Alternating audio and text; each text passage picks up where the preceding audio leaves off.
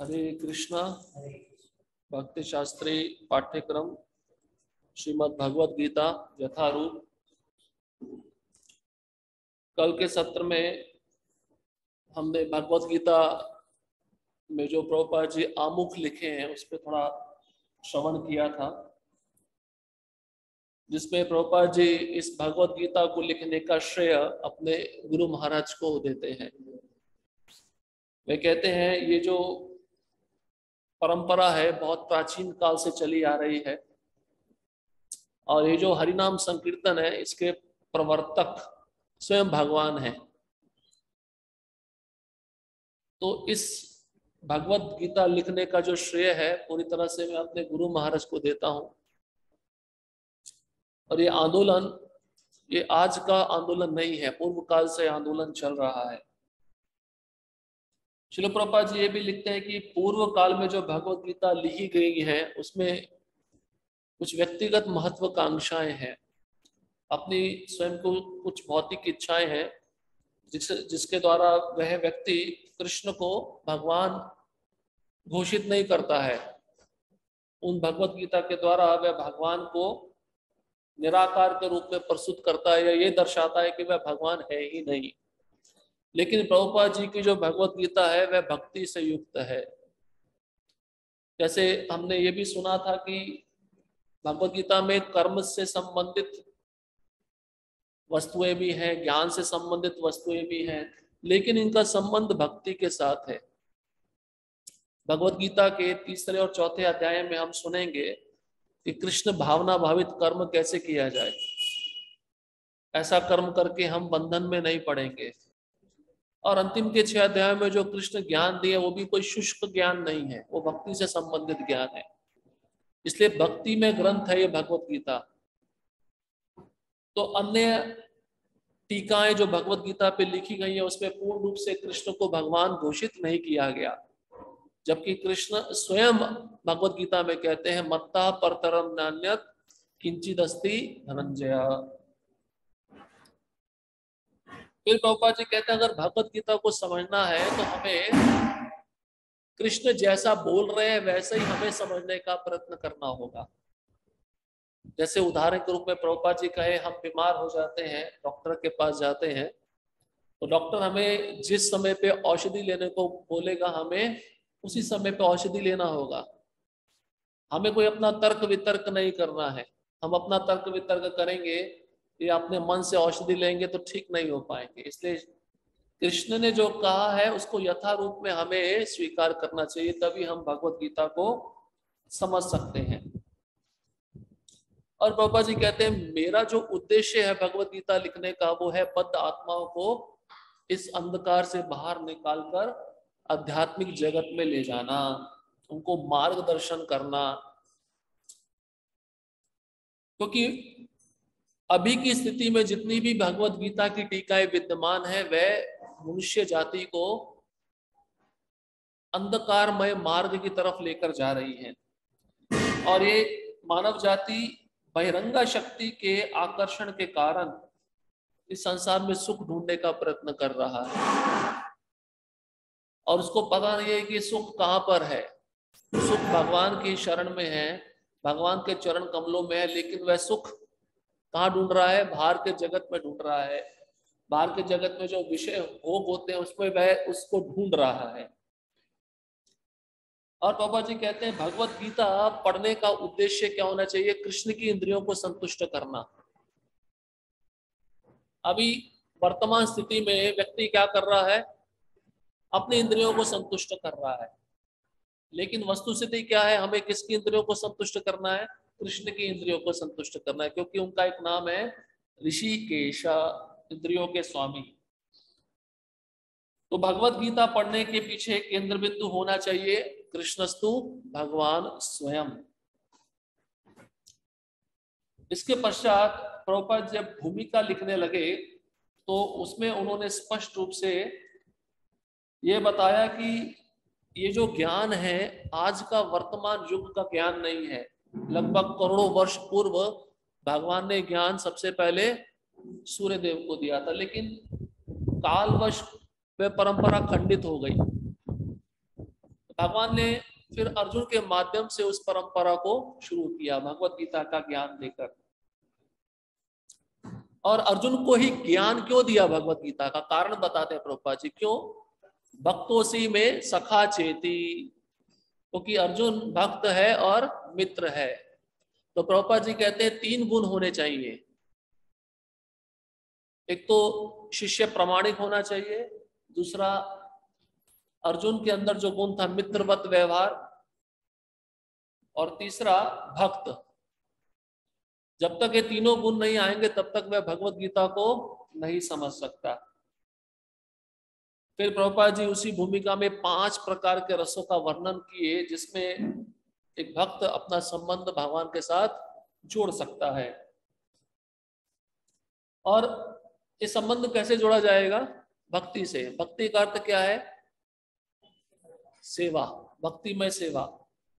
सेवा से ही हम भगवान के साथ अपना संबंध जोड़ सकते हैं। और जब हम भक्ति करते जाएंगे, सेवा करते जाएंगे, तो क्या लाभ मिलेगा? हमारा स्वरूप सिद्धि हमको प्राप्त हो जाएगा। हमारा स्वरूप सिद्धि क्या है? जीवेर स्वरूपोए कृष्णेर नित्यदास। उसके पश्चात जब अर्जुन ने 10वें अध्याय तक भगवत गीता श्रवण कर ली, तो अर्जुन ने अपना निष्कर्ष सुनाया। क्या निष्कर्ष सुनाया?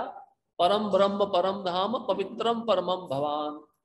कृष्ण आप कैसे हो? आप परम ब्रह्म हो, आप पूर्ण पुरुषोत्तम भगवान हो। हम ब्रह्म हैं, कृष्ण परम ब्रह्म है।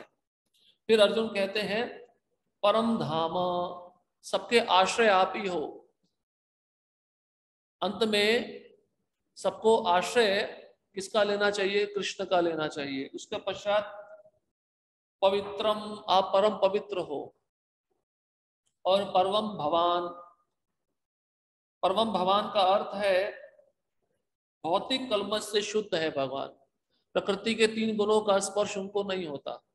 तो भगवान अजन्मा है, आदि देवम है, अजम है, विभुम है, महान है। ये सब अर्जुन भगवान के विषय में बता रहे हैं। फिर अर्जुन ने अगले श्लोक में ये भी कहा, केवल मैं ही आपको मस्का लगाने के लिए नहीं बोल रहा हूं, अन्य अन्य ऋषियों ने भी आपको पूर्ण पुरुषोत्तम भगवान के रूप में घोषित किया है। तो उसका प्रमाण देते हैं अर्जुन। किन किन का नाम लेते हैं? नारद, असित, देवल और व्यास, इन 4 ऋषियों का नाम लेते हैं। इन चारों ऋषियों ने भी आपको पूर्ण पुरुषोत्तम भगवान के रूप में स्वीकार किया है। तो प्रभुपाद जी लिखते खाली यही नहीं, जो 4 प्रामाणिक संप्रदाय हैं उनके जो आचार्य, मध्वाचार्य, रामानुजाचार्य, निम्बार्क आचार्य और विष्णु स्वामी, स्वयं चैतन्य महाप्रभु, इन सब ने भी कृष्ण को भगवान स्वीकार किया है। अब हम आगे चलते हैं। प्रभुपाद जी आगे भूमिका में कहते हैं, कोई यह सोच सकता है कि चूंकि कृष्ण अर्जुन के मित्र थे, अतएव अर्जुन यह सब चाटुकारिता के रूप में कह रहा था। कभी कभार एक मित्र दूसरे मित्र का स्तुति करता है, तो इसका स्तुति हो रहा है तो समझता है कि वह व्यक्ति समझता है मेरे को मस्का लगा रहा है। लेकिन अर्जुन ये मस्का लगाने के लिए, चाटुकारिता के लिए नहीं कह रहे थे। क्योंकि प्रभुपाद जी देखिए आगे क्या लिखते हैं, लेकिन अर्जुन भगवत गीता के पाठकों के मन में इस प्रकार के संदेह को दूर करने के लिए अगले श्लोक में इस प्रशंसा की पुष्टि करता है। अगर आपको कुछ सत्य बताना तो कहीं ना कहीं से तो प्रमाण देना पड़ता है ना। तो अर्जुन प्रमाण दे रहे हैं, खाली मैं ही आपको भगवान के रूप में स्वीकार नहीं कर रहा हूं, अन्य ऋषियों ने भी आपको भगवान के रूप में स्वीकार किया है। जब वह यह कहता है कि कृष्ण को मैं ही भगवान नहीं मानता, अपितु तो नारद, असित, देवल तथा व्यासदेव जैसे महापुरुष भी भगवान स्वीकार करते हैं। ये सब नाम क्यों लिए अर्जुन ने? क्योंकि ये श्रेष्ठ मुनि है, जिनको वेदों का पूरा ज्ञान है। ये मुनि जो है वेदों का प्रचार मानव समाज में करते हैं, इसलिए उनको पूरा ज्ञान है। इसलिए इन चारों का नाम लिया, अन्य ऋषियों का नाम नहीं लिए। आपको कोई मुख्य बात बतानी होती है तो आप उसका इंपॉर्टेंट पॉइंट बता देते हो, बाकी सारी चीजें उसमें रहती हैं। तो इन चारों ऋषियों का नाम लेकर अर्जुन ने सभी ऋषियों का नाम ले दिया, क्योंकि ये चारों बहुत महत्वपूर्ण है और इनका भगवान के साथ प्रत्यक्ष संबंध है। ये सब महापुरुष हैं जो समस्त आचार्यों द्वारा स्वीकृत वैदिक ज्ञान का वितरण प्रचार करते हैं। अतएव अर्जुन श्री कृष्ण से कहता है कि वह जो कुछ भी कहते हैं उसे वह पूर्ण सत्य मानता है। श्लोक में शब्द आया सर्वमेतम ऋतम मन्ये, इसका अर्थ है जो आप कह रहे हो मैं उसको सत्य स्वीकार करता हूं। आप जो कुछ कहते हैं उसे मैं सत्य मानता हूं। अर्जुन यह भी कहता है कि भगवान के व्यक्तित्व को समझ पाना बहुत कठिन है। इसलिए कृष्ण गीता में क्या कहते हैं, अवजानन्ति माम मूढ़ा मानुषिम तनुमाश्रितम। जब मैं मनुष्य शरीर लेकर आता हूं तो मूर्ख व्यक्ति मेरा उपहास करते हैं। इसलिए अर्जुन भी कहते हैं आपको मनुष्य रूप में समझ पाना बहुत कठिन है।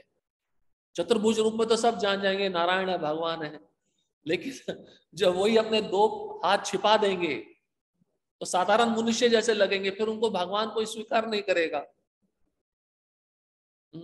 और ऊपर से फिर रासलीला जैसी लीलाएं कर दे तो और भी विशेष है, फिर तो और भी कोई भगवान स्वीकार नहीं करता है।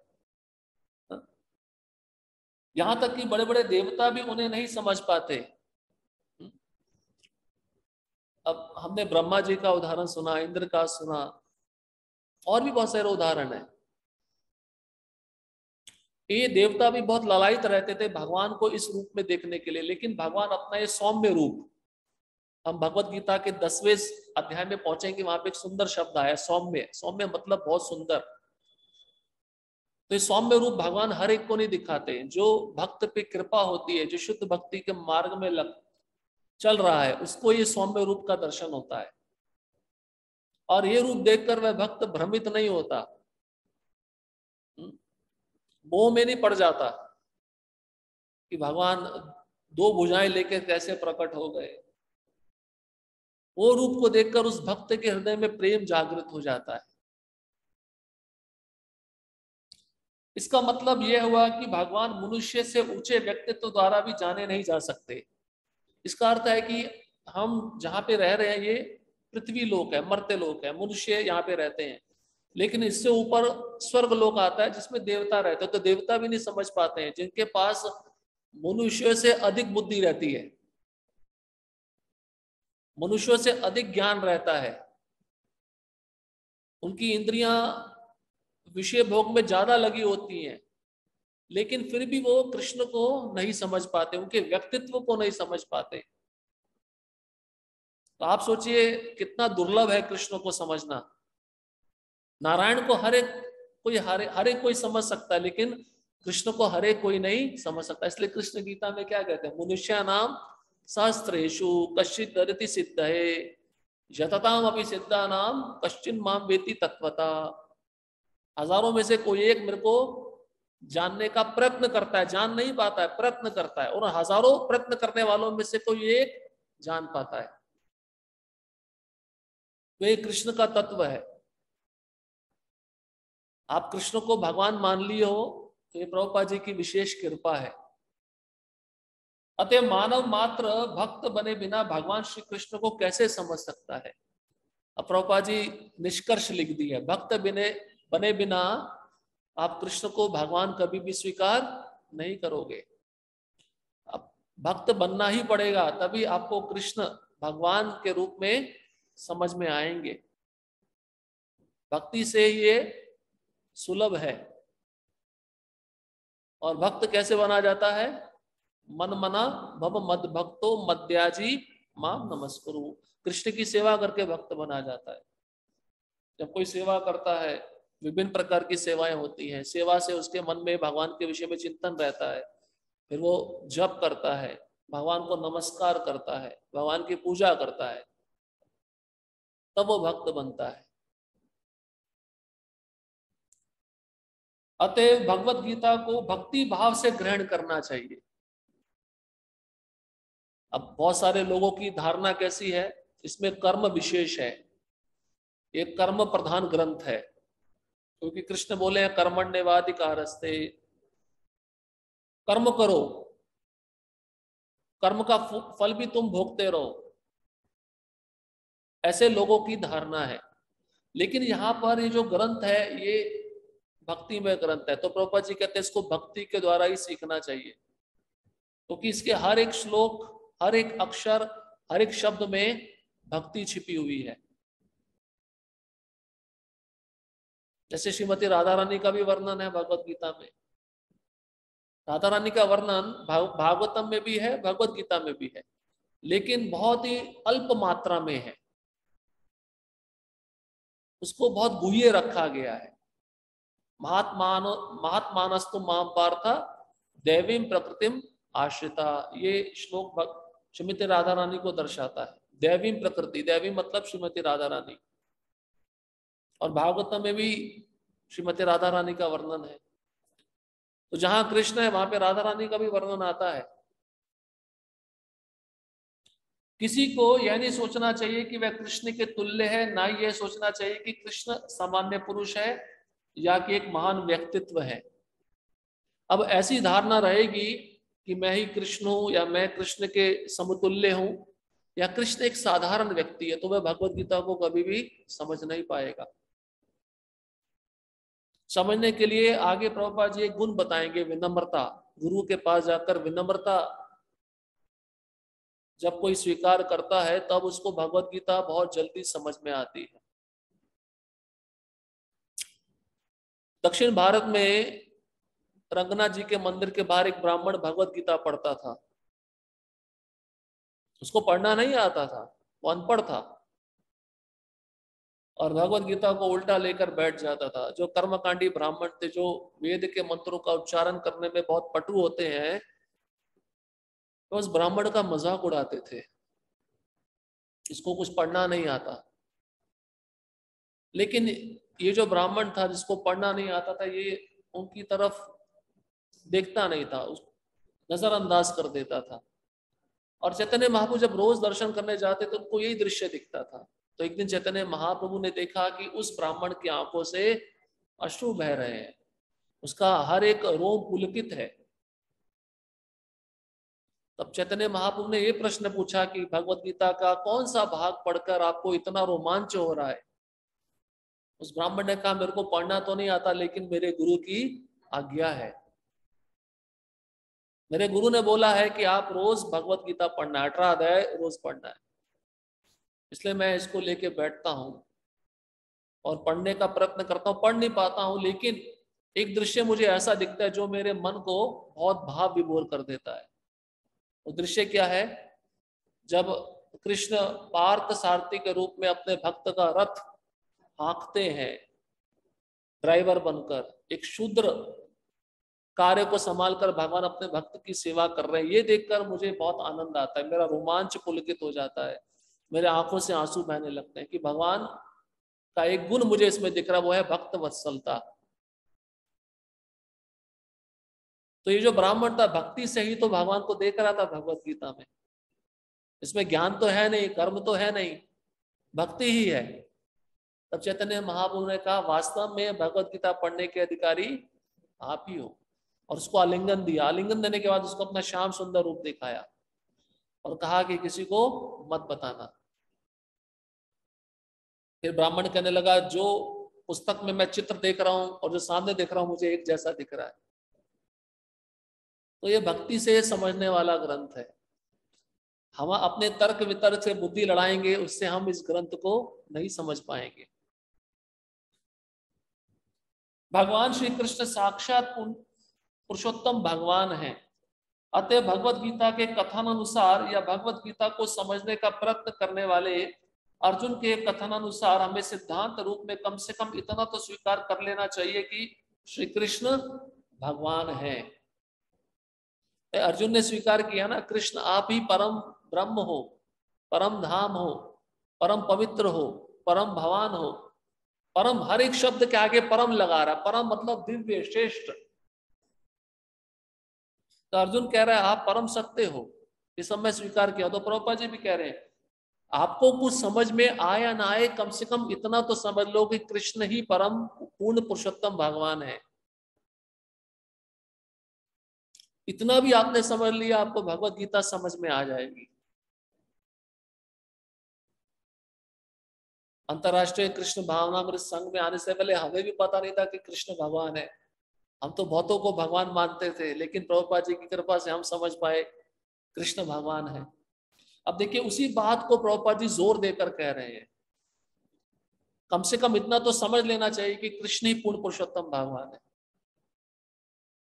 एकले ईश्वर कृष्ण और सब भृत्य, जारे जैसे नचाए तैसे करे नृत्य।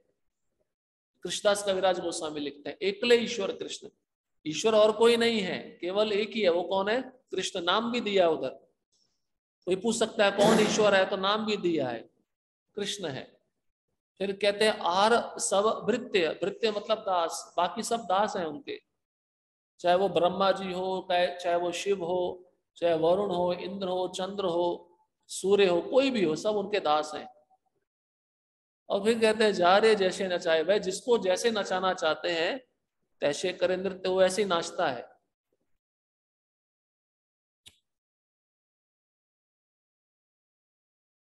अब देखिए प्रभुपाद जी उसी बात को पुनः जोर दे रहे हैं और उसी विनीत भाव से हम भगवत गीता को समझ सकते हैं। विनीत भाव जब आप समझ जाओगे कृष्ण स्वामी है, कृष्ण पूर्ण पुरुषोत्तम भगवान है और मैं उनका दास हूं, तो दास में विनीत भाव होना चाहिए या नहीं होना चाहिए? विनीत भाव से ही आप भगवत गीता समझ जाओगे। क्योंकि प्रभुपाद जी कहते हैं ये जो ज्ञान है चुनौती देकर ग्रहण नहीं किया जा सकता। भौतिक जगत में बहुत सारे विश्वविद्यालय होते हैं, भौतिक शिक्षाएं दी जाती हैं, तो कभी कभार जो विद्यार्थी होता है शिक्षक को चुनौती देता है, उसको कुछ प्रॉब्लम समझ में नहीं आता तो चुनौती देता है, वहां पे चुनौती चल सकती है। लेकिन आध्यात्मिक जगत में आप गुरु के पास गए और चुनौतीपूर्ण आपने कोई प्रश्न किया है, तो ऐसा प्रश्न करने पर तो विनीत भाव नहीं है और वास्तविक ज्ञान भी आपको गुरु से प्राप्त नहीं हो पाएगा। इसलिए आध्यात्मिक जीवन में विनीत भाव चाहिए, नम्रता चाहिए। इसलिए विनीत भाव से ही भगवत गीता को समझा जा सकता है। और भगवान ने अर्जुन को विनीत भाव ही सिखाया शुरुआत में, क्योंकि अर्जुन युद्ध नहीं करना चाहता था। तो भगवान ने उसको क्या कहा कि तुम्हें किसी आत्म साक्षात्कारी पुरुष की आवश्यकता है, उसके पास जाकर आप ये ज्ञान को ग्रहण करो। और विधि भी बताई, तद विधि प्रणिपातेन परिप्रश्नेन सेवा। प्रणिपातेन क्या है? ये प्रणिपातेन विनीत भाव है, झुक जाना, गुरु को देखते झुक जाना, दंडवत प्रणाम करना और नम्रता पूर्वक उनकी सेवा करना। उसके बाद में नम्रता पूर्वक उनसे जिज्ञासा करना।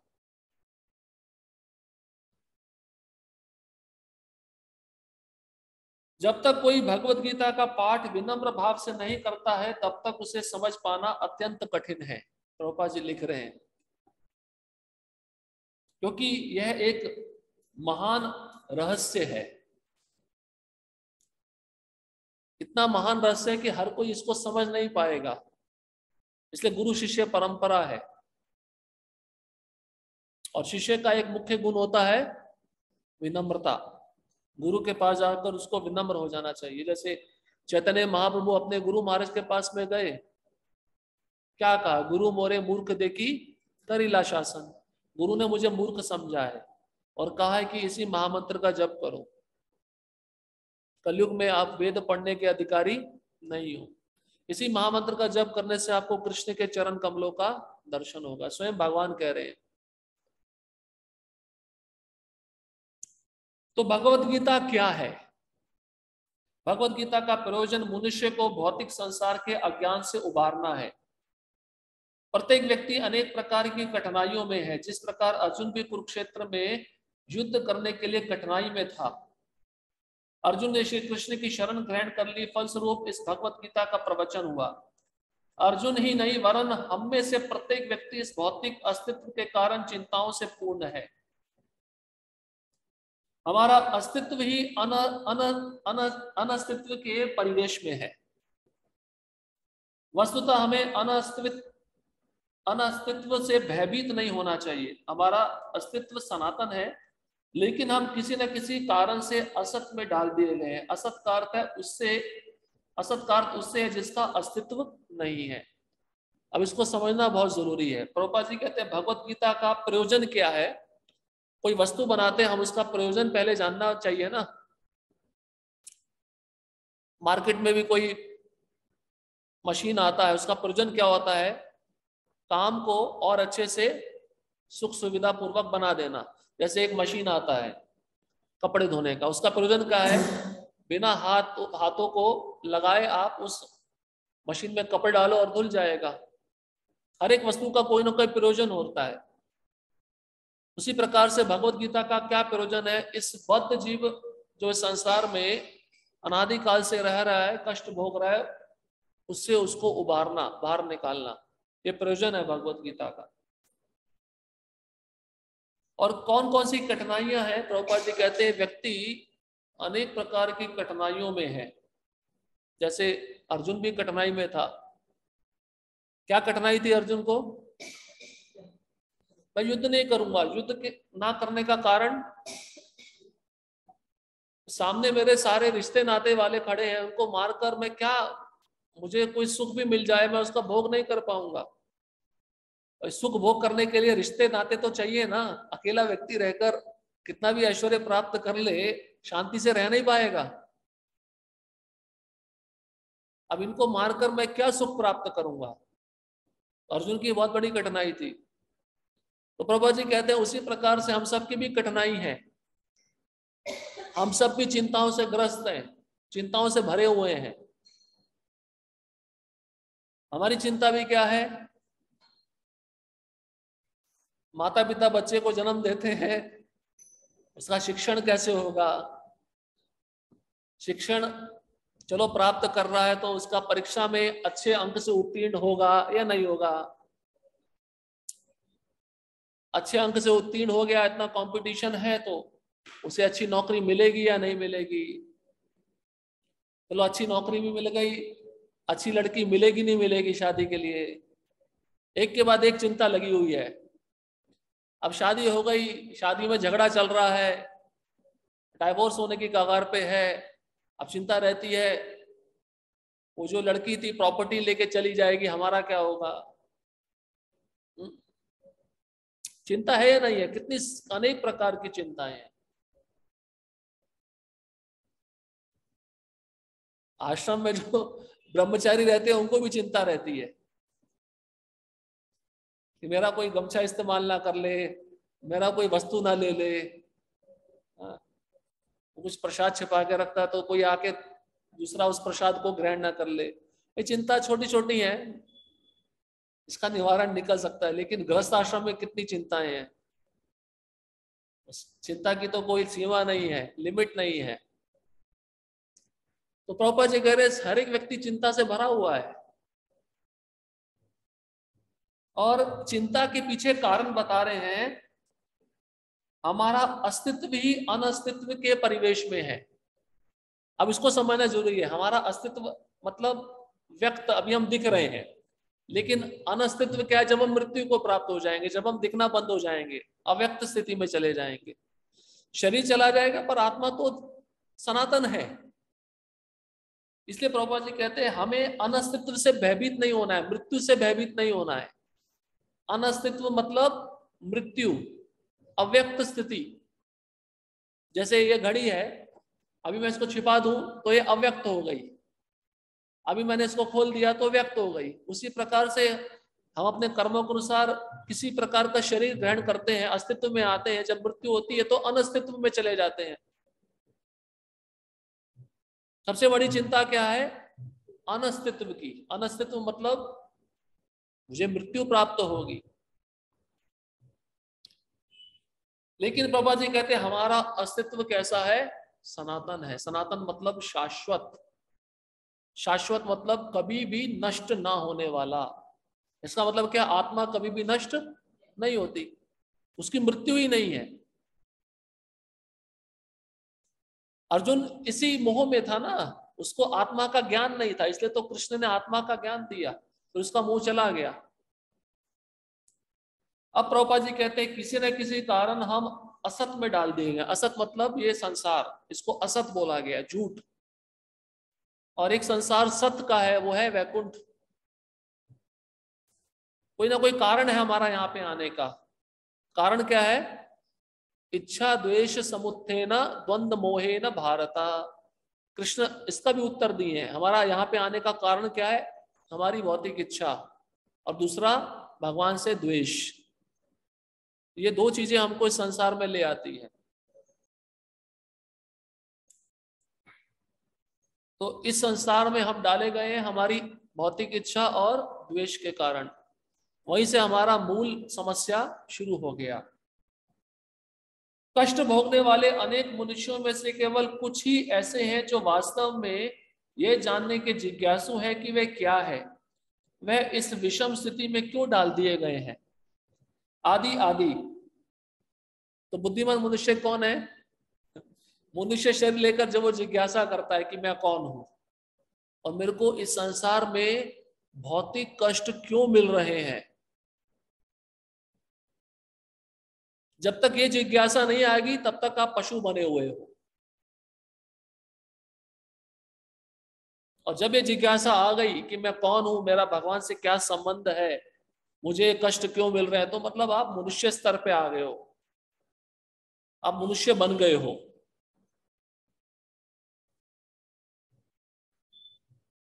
जब तक मनुष्य को अपने कष्टों के विषय में जिज्ञासा नहीं होती तब तक उसे अनुभूति नहीं होती कि वह कष्ट भोगना नहीं अपितु सारे कष्टों का हल ढूंढना चाहता है। तब तक उसे सिद्ध मानव नहीं समझना चाहिए। तो अब कष्ट मिल रहे हैं तो इसके पीछे उपाय क्या है, मैं कष्टों से कैसे बचूं, जब तक इसके पीछे हम उपाय नहीं ढूंढते तब तक वो मनुष्य नहीं माना जाता, सिद्ध नहीं माना जाता। अब ये जिज्ञासा कोई पशु कर सकता है क्या? क्योंकि उसमें इतनी विकसित बुद्धि ही नहीं है। उसकी बुद्धि केवल 4 वस्तुओं में लगी होती है, आहार, निद्रा, भय, मैथुन, बस। अब मनुष्य भी अगर वही 4 क्रियाएं कर रहा है तो उसकी दशा भी पशु जैसी है। इसलिए यहां पे बताया गया मनुष्य शरीर ये जिज्ञासा करने के लिए है।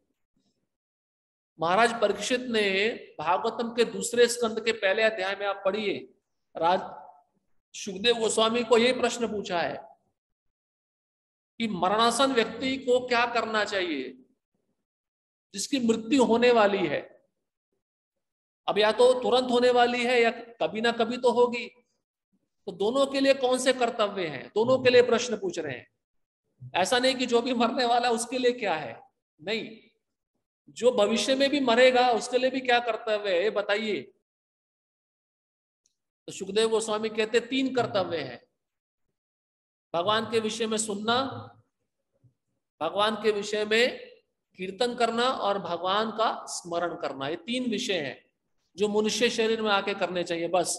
चौथा नहीं बोला है कि जॉब करो, पैसा कमाओ, विवाह करो, कुछ नहीं बोला। ये 3 चीजें बोला है और हम इन तीनों को छोड़कर बाकी सब करते हैं संसार में। ये 3 चीजें प्राइमरी है, बाकी सब सेकेंडरी है। सेकेंडरी को हम प्राइमरी बना देते हैं, प्राइमरी को सेकेंडरी बना देते हैं। यही प्रॉब्लम हो जाता है हमारे साथ में।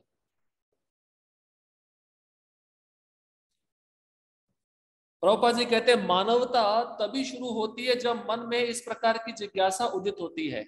मानवता मतलब मानव, मनुष्य कब बनता है व्यक्ति? जब इस प्रकार की जिज्ञासा आएगी कि मैं कौन हूं।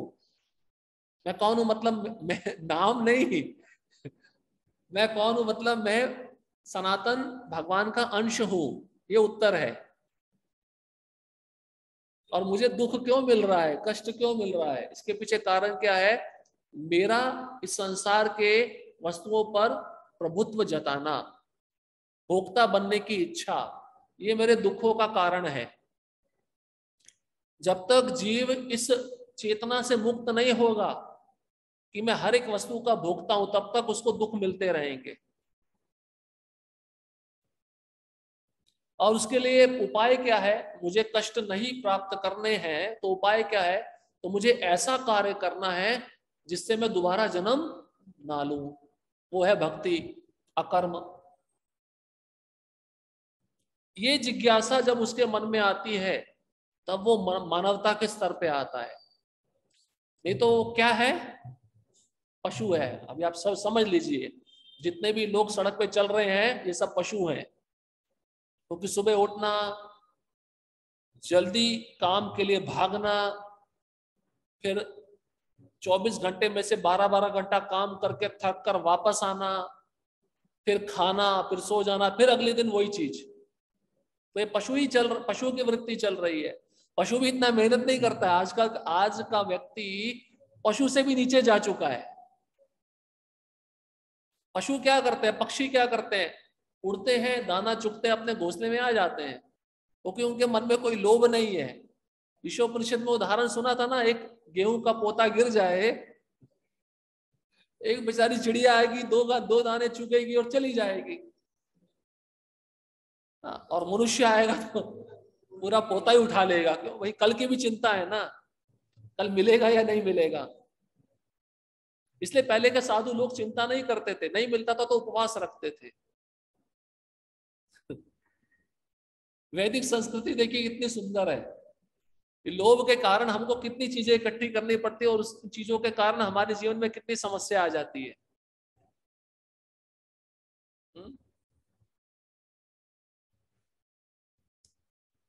ब्रह्म सूत्र में इस जिज्ञासा को ब्रह्म जिज्ञासा कहा गया है। अतः तो ब्रह्म जिज्ञासा, मनुष्य के सारे कार्यकलाप असफल माने जाने चाहिए यदि वह पर ब्रह्म के स्वभाव के विषय में जिज्ञासा ना करे।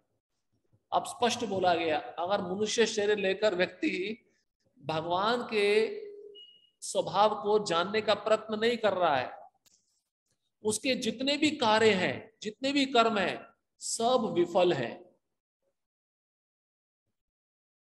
सफल नहीं है, विफल है, उसको धोखा देंगे। इसलिए भागवतम में क्या आता है, श्रम एव ही केवलम। अगर कोई भी कर्म जिसको करने से भगवान के प्रति प्रेम जागृत नहीं हो रहा, तो वो कर्म आप समय का व्यर्थ है, समय की बर्बादी है, श्रम है। जैसे ब्रह्मा जी भागवतम में 10वें स्कंद में जब ब्रह्म विमोहन लीला हुई, उन्होंने स्तुति किया, उसमें स्तुति में एक श्लोक बहुत सुंदर बोला है। उन्होंने बोला, जैसे व्यक्ति भक्ति मार्ग को छोड़कर अन्य मार्गों में जाता है, तो ये कैसा है, धान का जो भूसी होता है, धान निकल चुका है लेकिन उस भूसी को पीट रहा है कि उसमें से धान निकल आए। तो श्रम एव ही केवलम, समय की बर्बादी, बस और कुछ नहीं। इसलिए हमें विचार करना चाहिए, हमारा जो कर्म है वो कृष्ण के प्रति रति जागृत कर रहा है, नहीं कर रहा है। माताएं कुकिंग कर रही हैं, तो कुकिंग किसके लिए कर रही हैं, उस चेतना में हमें कुकिंग भी करना चाहिए। पुरुष बाहर कमाने जा रहा है, ठीक है, आवश्यकता है, घर का पालन पोषण करना है, लेकिन कमाकर उसमें से कुछ कृष्ण को दे रहा है, नहीं दे रहा है, या तो मैं कृष्ण के लिए कमा रहा हूं या अपने लिए कमा रहा हूं, ये सब चिंतन होना चाहिए। अतएव जो लोग ये प्रश्न करना प्रारंभ कर देते हैं कि वे क्यों कष्ट उठा रहे हैं या वे कहां से आए हैं और मृत्यु के बाद कहां जाएंगे, वे ही भगवत गीता को समझने के सुपात्र विद्यार्थी हैं।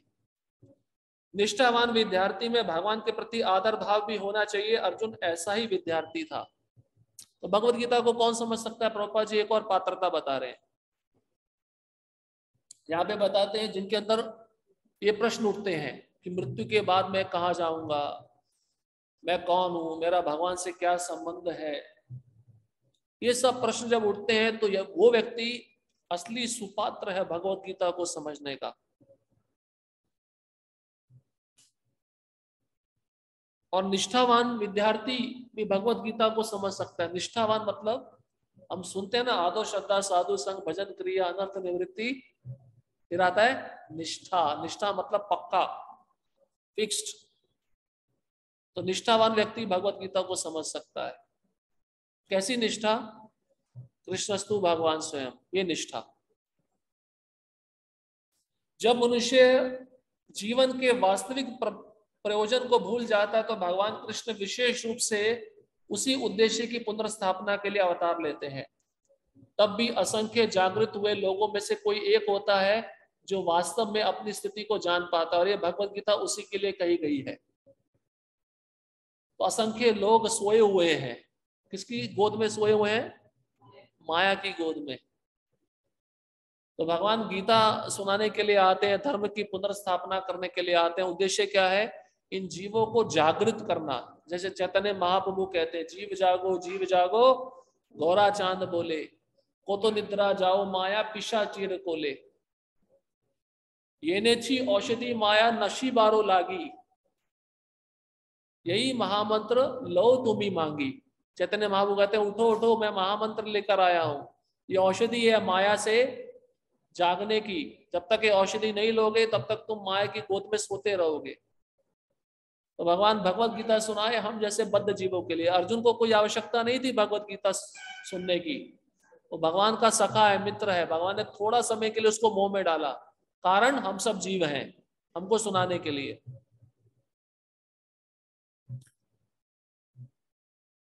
वस्तुतः हम सभी अविद्या रूपी बाघिन के द्वारा निगल लिए गए हैं, लेकिन भगवान जीवों पर विशेषतः मनुष्यों पर कृपालु, ऐसी उद्देश्य से उन्होंने अपने मित्र अर्जुन को अपना शिष्य बनाकर भगवत गीता का प्रवचन दिया। अब यहाँ पे बाघिन शब्द दिया है, बाघिन की तुलना किससे कर रहे हैं? बाघिन की तुलना यहाँ पे किससे कर रहे हैं? अविद्या, वहां पे शब्द आया है। अभी सुना था ना, पाप चक्र कहां से शुरू होता है? कहां से शुरू होता है? अविद्या से शुरू होता है। अविद्या रहेगी तो पाप व्यक्ति करना शुरू कर देता है। कूट बीजम प्रारब्ध अप्रारब्ध सब अविद्या इसकी मूल जड़ है। तो अविद्या की तुलना बाघिन से कर रहे हैं। इस बाघिन ने हमको निगला हुआ है। अविद्या क्या है? मैं ये शरीर हूं और मैं शरीर इस शरीर से सारी संबंधित वस्तुएं मेरी हैं, इसको कहते हैं अविद्या। बस मैं और मेरा, अहम ममेति।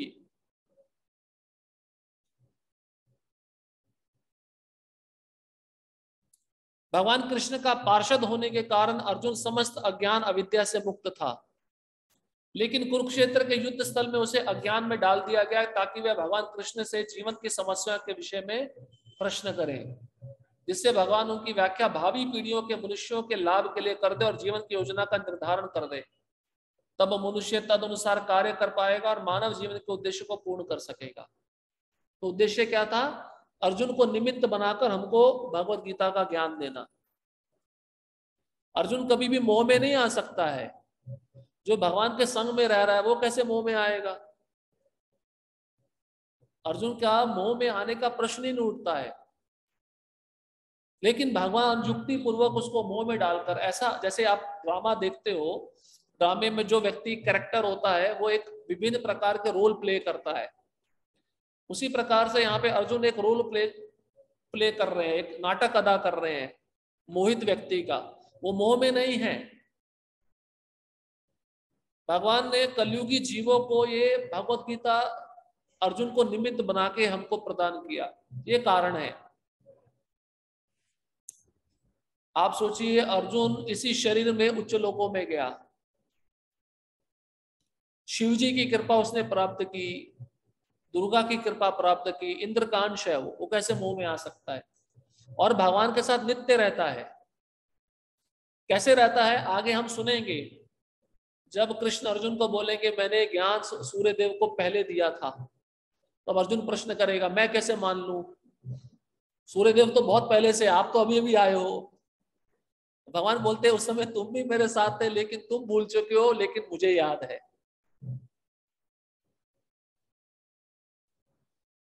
तो बीच बीच में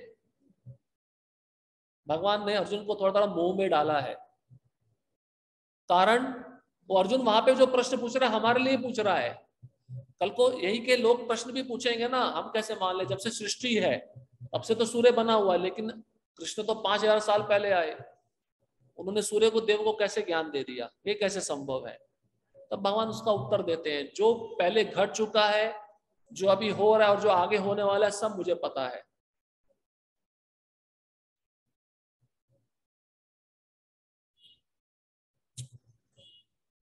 भगवत गीता की विषय वस्तु में 5 मूल सत्यों का ज्ञान निहित है। ये 5 विषय वस्तु इस भगवत गीता में बताई गई है। अगर आपको कोई पूछे भगवत गीता क्या है, तो यह 5 वस्तुओं के बारे में आपको पता होना चाहिए।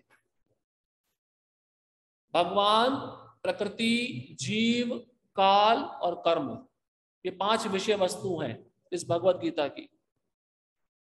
अब प्रभुपाद जी इसका थोड़ा थोड़ा विश्लेषण दे रहे हैं इन 5 का।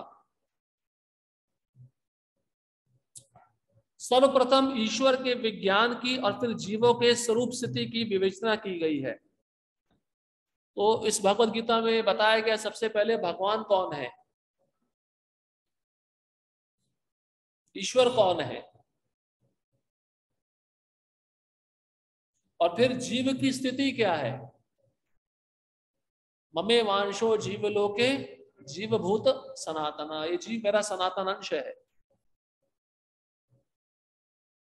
जीव मतलब आत्मा, और ये अणु है, सूक्ष्म है, अंश है, ये अंशी का अंश है। अंशी कृष्ण है, अंश आत्मा है। ईश्वर है जिसका अर्थ नियंता है, और जीव का अर्थ है नियंत्रित। अब इसको समझ लीजिए अच्छे से। ईश्वर मतलब नियंता, नियंता मतलब कंट्रोलर, और जीव मतलब नियंत्रित, नियंत्रित मतलब कंट्रोल्ड। दोनों में अंतर है, कंट्रोलर कंट्रोल्ड। नियंता मतलब जो सब पे नियंत्रण कर रहा है, जिसने सबको बांध के रखा हुआ है। और नियंत्रित मतलब जो बंधा हुआ है, जो नीति नियमों से बंधा हुआ है, वो जीव है। इसलिए जीव और भगवान में बहुत बड़ा अंतर है। लेकिन मायावादी क्या कहते हैं, हम ही भगवान हैं। अगर आप भगवान हो तो फिर इस संसार को नियंत्रित करके दिखाओ।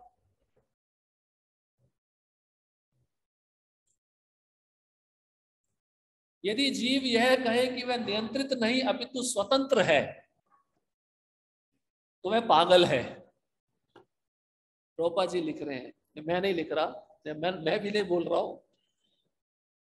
अभी दशा कैसी है, हम सब पागल ही हैं हम, क्योंकि अपने को क्या समझ रहे हैं, स्वतंत्र समझ रहे हैं, या हम नियंत्रक हैं। हम भी छोटे छोटे नियंत्रक हैं, हम भी छोटे छोटे भगवान हैं। प्रभुपाद जी इसका उल्लेख किए अपने लेक्चर में। हम घर के भगवान हैं, क्योंकि घर का मुखिया होता है, वो सोचता है मैं घर को चला रहा हूं, तो मैं घर का भगवान हूं। छोटा भगवान है, बहुत छोटा भगवान है। अब कोई सोचता है कि चलो इससे थोड़ा आगे की स्थिति में जाते हैं,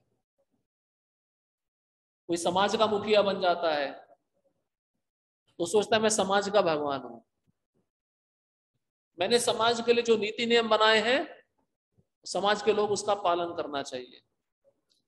थोड़ा और उससे आगे जाएंगे तो फिर जिले का भगवान होता है जिलाधिकारी। उससे थोड़ा और आगे जाओगे तो फिर राज्य का मुख्यमंत्री होता है। वो सोचता है राज्य मेरा है और सारे राज्य के लोग मेरे नियंत्रण में हैं। भोक्ता बनने की भावना जीव के अंदर कितने अनादिकाल से बैठी हुई है। और थोड़ा और आगे जाओगे फिर वो देश का प्रधानमंत्री बन जाता है, सोचता है देश की जो जनता है वो सब मेरा हुक्म मानना चाहिए। और कई आसुरी लोग ऐसे हैं जो पूरी पृथ्वी पे शासन करना चाहते हैं, जो सारे देशों के मुखिया बनना चाहते हैं।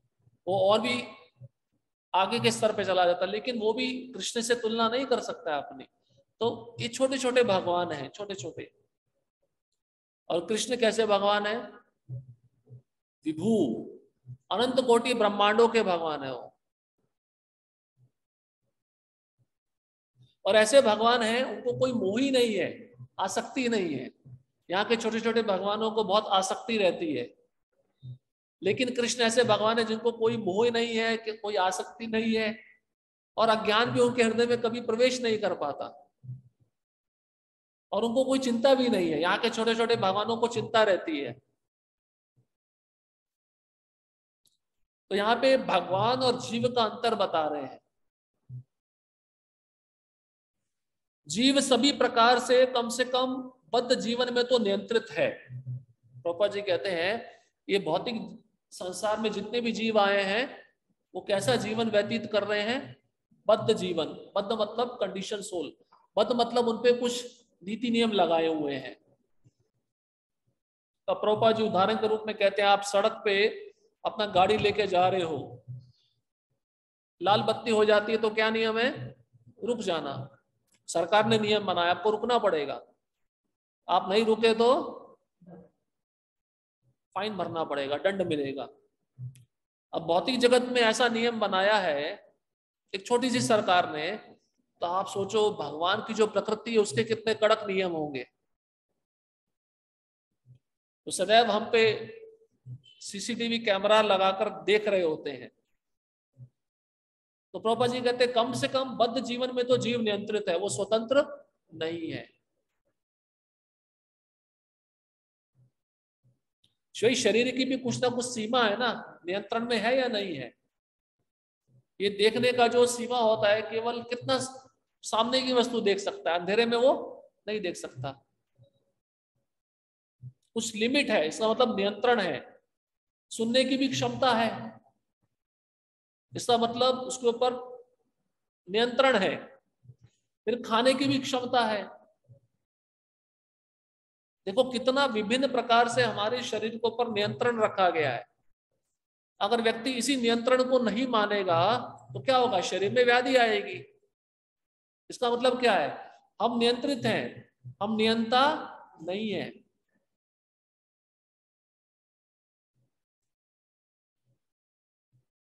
अतएव भगवत गीता की विषय वस्तु ईश्वर सर्वोच्च नियंता तथा जीव नियंत्रित जीवात्माएं से संबंधित है। अब तीसरा विषय आता है इसमें, प्रकृति भौतिक प्रकृति है। चौथा काल मतलब समस्त ब्रह्मांड की कालावधि या प्रकृति का प्राकट्य। और पांचवा तथा कर्म कार्यकलाप की भी व्याख्या है। यह दृश्य जगत विभिन्न कार्यकलापों से ओतप्रोत है। सारे जीव भिन्न भिन्न कार्यों में लगे हुए हैं। भगवत गीता से हमें अवश्य सीखना चाहिए कि ईश्वर क्या है, जीव क्या है, प्रकृति क्या है, दृश्य जगत क्या है, यह काल द्वारा किस प्रकार नियंत्रित किया जाता है और जीवों के कार्यकलाप क्या है। तो इन सब के प्रश्नों का उत्तर इस भगवत गीता में आपको मिलेगा।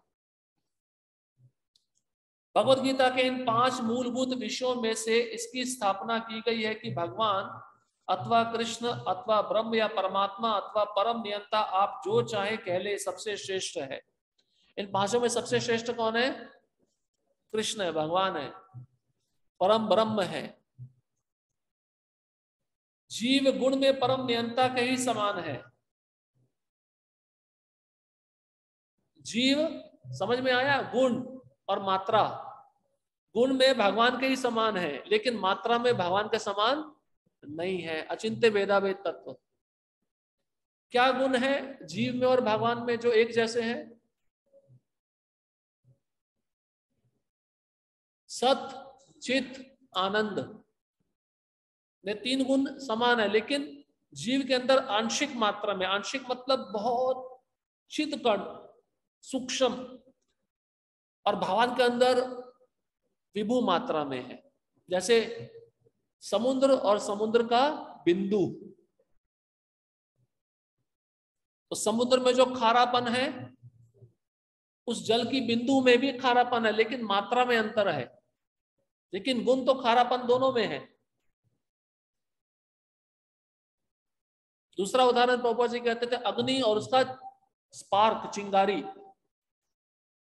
अग्नि में भी उष्णता और प्रकाश है, और उस छोटी सी चिंगारी में भी उष्णता और प्रकाश है, लेकिन मात्रा में अंतर है। तो इस प्रकार से जीव और भगवान की स्थिति है। उदाहरणार्थ, जैसा कि भगवत गीता के विभिन्न अध्यायों में बताया जाएगा, भगवान भौतिक प्रकृति के समस्त कार्यों के ऊपर नियंत्रण रखते हैं। भौतिक प्रकृति स्वतंत्र नहीं है, वह परमेश्वर के निर्देशन में कार्य करती है। जैसा कि भगवान कृष्ण कहते हैं, मया दक्षेण प्रकृति सुवेते सच्चराचरम। ये प्रकृति मेरी अध्यक्षता में कार्य करती है। प्रकृति मतलब इस जो जगत में आप रह रहे हो, सूर्य समय पे आ रहा है, समय पे अस्त हो रहा है, चंद्रमा समय पे आ रहा है, समय पे जा रहा है, ऋतुएं समय पे आ रही हैं, समय पे फल और फूल उग रहे हैं, समय पे पृथ्वी अन्न दे रही है, ये प्रकृति के द्वारा हो रहा है। और इसको नियंत्रण करने वाला कौन है? कृष्ण है। जैसे घर में स्त्री को कौन नियंत्रित करता है? पति, पुरुष। वैसे ही प्रकृति रूपी स्त्री को कौन नियंत्रण करता है? भगवान रूपी पुरुष। प्रभुपाद जी उदाहरण देते हैं, मान लो घर में कोई अतिथि आ जाए और दोनों पति पत्नी आराम से बैठे हैं, पति केवल पत्नी को इशारा करेगा आंखों से, बना दो, वो तुरंत किचन में जाके बनाना शुरू कर देती है। तो भगवान ऐसी दृष्टि डालते हैं प्रकृति के ऊपर, और प्रकृति सभी जीवों को गर्भस्थ कर देती है। इतना अच्छा उदाहरण है समझने के लिए, ये प्रभुपाद जी कहे अपने प्रवचन में। भौतिक प्रकृति मेरे निर्देशन में कार्य करती है। जब हम दृश्य जगत में आश्चर्यजनक घटनाएं घटते देखते हैं तो हमें जानना चाहिए कि इस दृश्य जगत के पीछे एक नियंता है। इस संसार में बहुत आश्चर्यजनक घटनाएं होती है ना, उसके पीछे कोई ना कोई कारण होगा। वो कारण कौन है? कृष्ण है। सर्व कारण कारणम। कोई विपदा आती है, जैसे सुनामी आ गया, अकाल पड़ गया, तो भगवान निर्देश देते हैं प्रकृति को, अब ये जीव बहुत पाप कर्म कर रहे हैं, अब इनको थोड़ा दंड मिलना चाहिए, तो प्रकृति उसको दंड देती है फिर इन आपदाओं के द्वारा।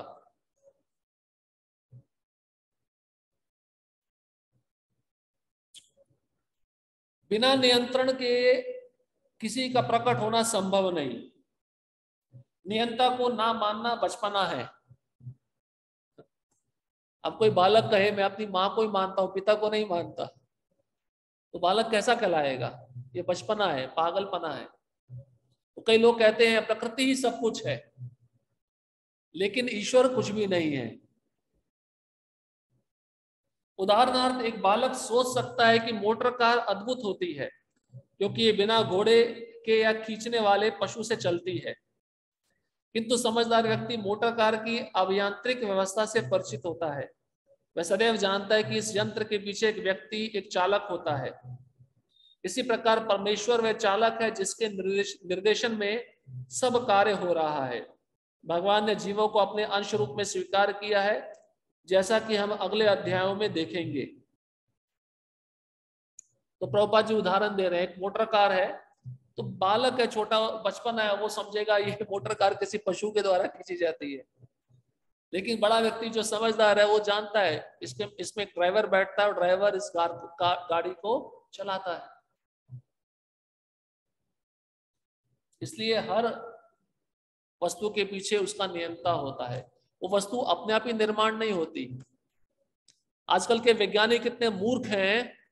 ये ब्रह्मांड कैसे प्रकट हुआ? विस्फोट से प्रकट हुआ, बिग बैंग थ्योरी। और मनुष्य कहां से आया? बंदर से आया। मनुष्य बंदर की संतान है, डार्विन थ्योरी। कैसा कैसा मूर्खों वाला ज्ञान स्कूलों में पढ़ाया जा रहा है। ये अविद्या के केंद्र है। ईशोपनिषद में पढ़ा था ना, ये अविद्या ज्यादा खतरनाक है। हम मनु महाराज की संतान है। मनुष्य शब्द मनु महाराज से आया और हम कहते बंदर की संतान है। तो प्रभुपाद जी कहते कोई विस्फोट एक कमरे में हो जाए तो उससे घर बन जाएगा या घर ध्वस्त हो जाएगा?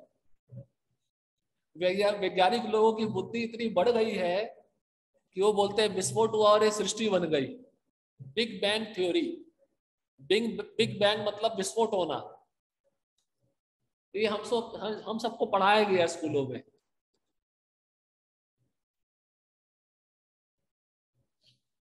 सोने का एक कण भी सोना है, समुद्र के जल की बूंद भी खारी होती है। इसी प्रकार हम जीव भी परम नियंता ईश्वर या भगवान श्री कृष्ण के अंश होने के कारण सूक्ष्म मात्रा में परमेश्वर के सभी गुणों से युक्त होते हैं। क्योंकि हम सूक्ष्म ईश्वर या अधीनस्थ ईश्वर हैं, हम प्रकृति पर नियंत्रण करने का प्रयास कर रहे हैं। जैसा कि वर्तमान में हम अंतरिक्ष या ग्रहों को वश में करना चाहते हैं, और हमें नियंत्रण रखने की यह प्रवृत्ति इसलिए है क्योंकि यह कृष्ण में भी है। तो प्रभुपाद जी उदाहरण बता रहे हैं, जीव कैसे नियंत्रण करना चाहता है प्रकृति को। चलो अंतरिक्ष में जाते हैं, यान में बैठकर चंद्रमा पे जाते हैं, चंद्रमा पे देखते हैं जीवन है या नहीं है। अब चंद्रमा पे नहीं पहुंच पाए, चलो मंगल पे जाते हैं। तो अनेक अनेक ग्रहों को अपने नियंत्रण में करना चाहता है यहाँ का मनुष्य। तो ये क्या मतलब है? इसका अर्थ क्या है? मैं भोगता हूं, मैं ही भगवान हूं। और ये नियंत्रण करने की प्रवृत्ति कहां से आ रही है? कृष्ण से आ रही है, क्योंकि कृष्ण के अंदर ये प्रवृत्ति है। तो हम कृष्ण के पुत्र हैं, तो पिता का गुण हम में आएगा नहीं आएगा? आएगा, लेकिन हम उस गुण का दुरुपयोग कर रहे हैं।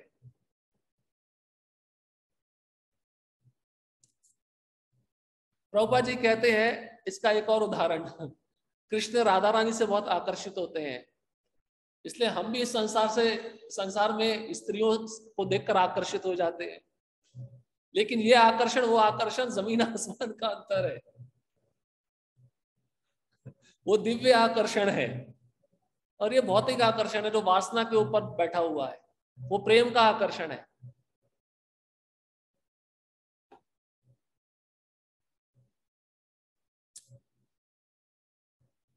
यद्यपि हमें भौतिक प्रकृति पर प्रभुत्व जमाने की प्रवृत्ति होती है, लेकिन हमें यह जानना चाहिए कि हम परम नियंता नहीं हैं।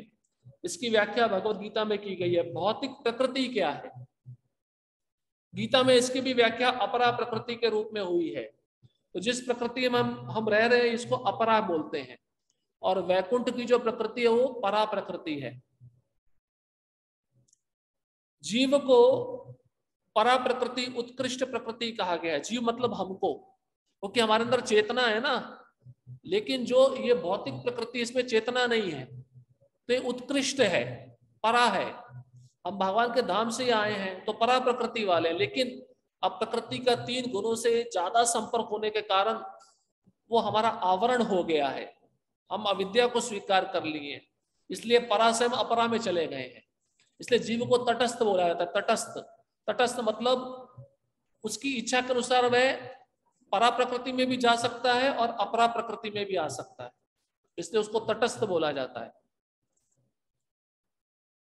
प्रकृति चाहे परा हो या अपरा, सदैव नियंत्रण में रहती है, क्योंकि कृष्ण ही श्रेष्ठ है, सबको कंट्रोल कर रहे हैं। तो प्रकृति चाहे जीव हो, चाहे प्रकृति ये भौतिक सृष्टि हो, दोनों को भगवान ही कंट्रोल करते हैं। प्रकृति स्त्री स्वरूपा है और वह भगवान द्वारा उसी प्रकार नियंत्रित होती है जिस प्रकार पत्नी अपने पति द्वारा। प्रकृति सदैव अधीन रहती है, उस पर भगवान का प्रभुत्व रहता है, क्योंकि भगवान ही नियंत्रक है। जीव तथा भौतिक प्रकृति दोनों ही परमेश्वर द्वारा अधिशासित एवं नियंत्रित होते हैं।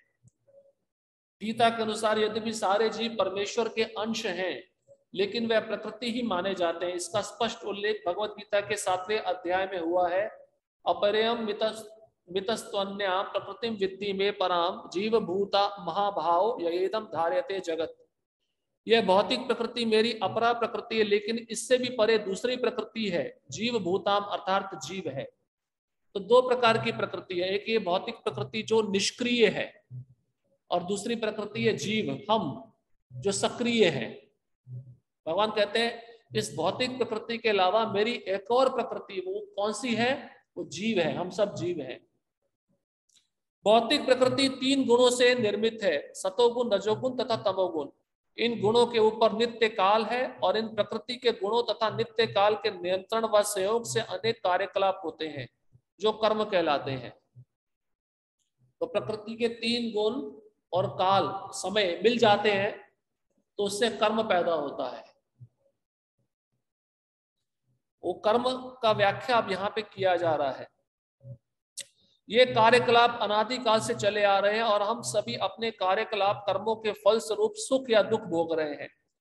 उदाहरणार्थ मान ले कि मैं व्यापारी हूं और मैंने बुद्धि से कठोर श्रम किया है और बहुत संपत्ति संचित कर ली है, तब मैं संपत्ति के सुख का भोगता हूं। किंतु यदि मान ले कि व्यापार में हानि से मेरा सब धन जाता रहा, तो मैं दुख का भोगता हो जाता हूं। इसी प्रकार जीवन के प्रत्येक क्षेत्र में हम अपने कर्म के फल का सुख भोगते हैं या उसका कष्ट उठाते हैं।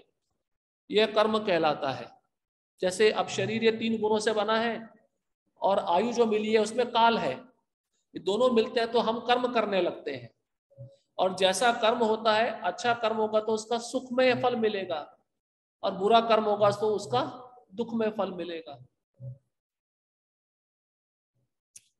अब इन 5 में से 4 शाश्वत है और 1 शाश्वत नहीं है। कर्म शाश्वत नहीं है, लेकिन चारों शाश्वत है।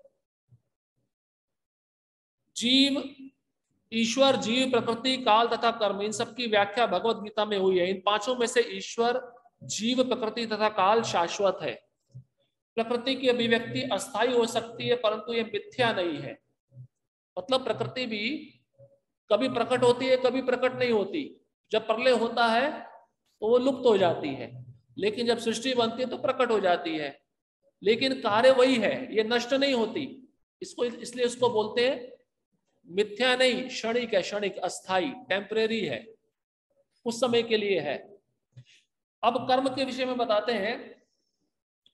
कोई दार्शनिक कहते हैं कि प्रकृति की अभिव्यक्ति मिथ्या है, लेकिन भगवत गीता या वैष्णवों के दर्शन के अनुसार ऐसा नहीं है। जगत की अभिव्यक्ति को मिथ्या नहीं माना जाता, इसे वास्तविक किंतु अस्थाई माना जाता है। तो मिथ्या मतलब झूठ। तो ये प्रकृति झूठी है क्या? झूठी नहीं है, ये अस्थाई है। अस्थाई मतलब क्षणिक, टेम्परेरी है, ये कुछ समय तक रहने वाली है, लेकिन झूठ नहीं है। ये उस बादल के जैसी है जो आकाश में घूमता रहता है, जब वर्षा ऋतु के आगमन के समान है, जो अन्न का पोषण करती है। जो ही वर्षा ऋतु समाप्त होती है और बादल चले जाते हैं, तो वही वर्षा द्वारा पोषित सारी फसल सूख जाती है। इसी प्रकार ये भौतिक अभिव्यक्ति एक निश्चित अंतराल में होती है, कुछ काल तक ठहरती है और फिर लुप्त हो जाती है। प्रकृति इस रूप में कार्यशील है, लेकिन यह चक्र निरंतर चलता रहता है। इसलिए प्रकृति शाश्वत है, मिथ्या नहीं है। तो भगवान तो शाश्वत है ही, ठीक है, जीव भी शाश्वत है। अब प्रकृति का यहाँ पे बता दिया वो शाश्वत है, मिथ्या नहीं है, लेकिन क्षणिक है। और काल भी शाश्वत है। अब कर्म बच गया। कर्म शाश्वत कैसे नहीं है? वो कर्म बदलता रहता है। अभी आप अच्छा कर्म कर रहे हो तो आपको अच्छा शरीर मिलेगा, आपने बुरा कर्म किया तो बुरा शरीर मिलेगा। अपने कर्म के अनुसार ही हम अगले शरीर में जाते हैं। तो कर्म शाश्वत नहीं है। हाँ, भक्ति में कर्म शाश्वत है, भौतिक कर्म शाश्वत नहीं है, क्योंकि जीव का स्वभाव ही क्या है? भगवान की सेवा करना।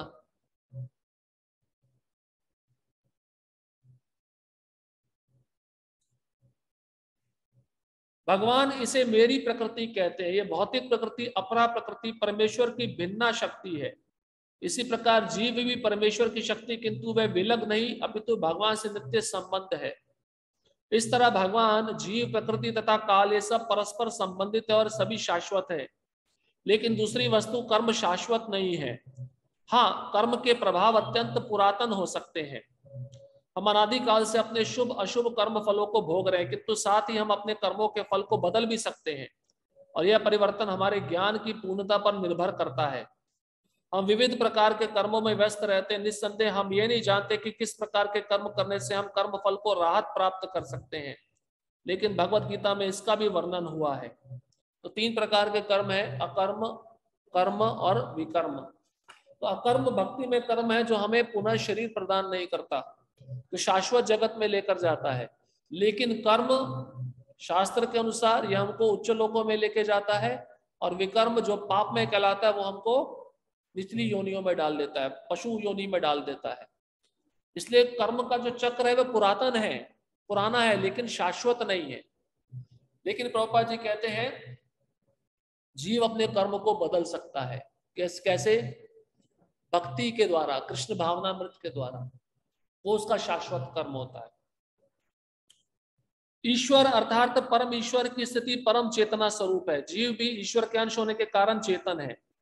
जीव तथा भौतिक प्रकृति दोनों को प्रकृति बताया गया है, अर्थात वह परमेश्वर की शक्ति, किंतु इन दोनों में से केवल जीव चेतन है, दूसरी प्रकृति चेतन नहीं है। तो हम भी प्रकृति हैं, भगवान की शक्ति है ना, तटस्थ शक्ति, हम भी प्रकृति हैं। इसलिए वो प्रकृति निष्क्रिय है, उसमें चेतना नहीं है, लेकिन हम जो प्रकृति है उसमें चेतना है। इसलिए जीव प्रकृति परा या उत्कृष्ट कहलाती है, क्योंकि जीव भगवान जैसी चेतना से युक्त है, लेकिन भगवान की चेतना परम है, और किसी को यह नहीं कहना चाहिए कि जीव भी परम चेतन है। अब जीव परम चेतन कैसे नहीं है? भगवान सबके हृदय में परमात्मा रूप में है या नहीं है? तो भगवान सब शरीरों के बारे में जानते हैं, इसको कहते हैं परम चेतन। अब जीव बोलेगा मैं भी परम चेतन हूं, वो तो खाली अपने शरीर के बारे में जानता है कि मेरे शरीर में क्या दुख हो रहा है, केवल मुझे ही पता है, लेकिन दूसरे के शरीर में क्या दुख हो रहा है वो मुझे पता नहीं, लेकिन भगवान को पता है जो परम चेतन है, इसलिए उनको परम बोला गया, परम चेतन। परम मतलब जो सब शरीरों के बारे में जानते हैं, खाली शरीर के बारे में नहीं, मन से वो क्या सोच रहा है, क्या कर रहा है, या इस जन्म में नहीं अगले पूर्व जन्मों में वो क्या किया था, ये भी सब जानते हैं, इसलिए उनको परम चेतन कहा गया। जीव कभी भी यहां तक कि अपनी सिद्ध अवस्था में भी परम चेतन नहीं हो सकता, और यह सिद्धांत भ्रामक है कि जीव परम चेतन हो सकता है। वह चेतन तो हो सकता है लेकिन पूर्ण या परम चेतन नहीं। जैसे राजा है, राजा को अपने राज्य में सारी जमीनों के बारे में पता है, इसको कहते हैं परम चेतन, लेकिन जो वहां के राज्य के निवासी वो केवल अपनी जमीन के बारे में जानते हैं, उसको कहते हैं चेतन। चेतन परम चेतन, चेतन मतलब जो अपनी जमीन के बारे में जानता है, 7-12 उतारा। लेकिन आप तहसीलदार के पास जाओ, उसके पास सबके 7-12 उतारा होते हैं, उसको परम चेतन बोलते हैं, ऐसे आप समझ लो।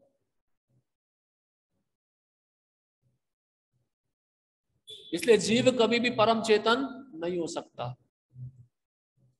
जीव तथा ईश्वर का अंतर भगवत गीता के 13वें अध्याय में बताया जाएगा। ईश्वर क्षेत्रज्ञ व चेतन है जैसा कि जीव भी है, लेकिन जीव केवल अपने शरीर के प्रति सचेत रहता है, जबकि भगवान समस्त शरीरों के प्रति सचेत रहते हैं। भगवान सब शरीरों के बारे में जानते हैं ना, भगवान को यह भी पता है कि ये जीव पहले कौन था, और ये अभी जो कर्म कर रहा है इसको आगे कौन सा शरीर मिलेगा, ये भी जानते हैं, लेकिन हम नहीं जानते। हम तो ये भी नहीं जानते कल हमने क्या खाया था, और हम सोचने लगे हम परम चेतन है, ये तो मूर्खता वाली बात हो गई। आजकल बहुत सारे ऐसे परम चेतन बैठे हैं, प्रभुपाद जी कहते हैं गली गली में बैठे हैं, जो दर्शन देते हैं और अपने को परम चेतन बोलते हैं, मैं भगवान हूं। लेकिन भगवान का दर्शन करने के लिए पैसा देना पड़ेगा। लेकिन भगवान तो मंदिर में आते हैं, ऐसा नहीं बोलते ना आपको पैसा दो, वो बोलते हैं पत्रम पुष्पम फलम तोयम।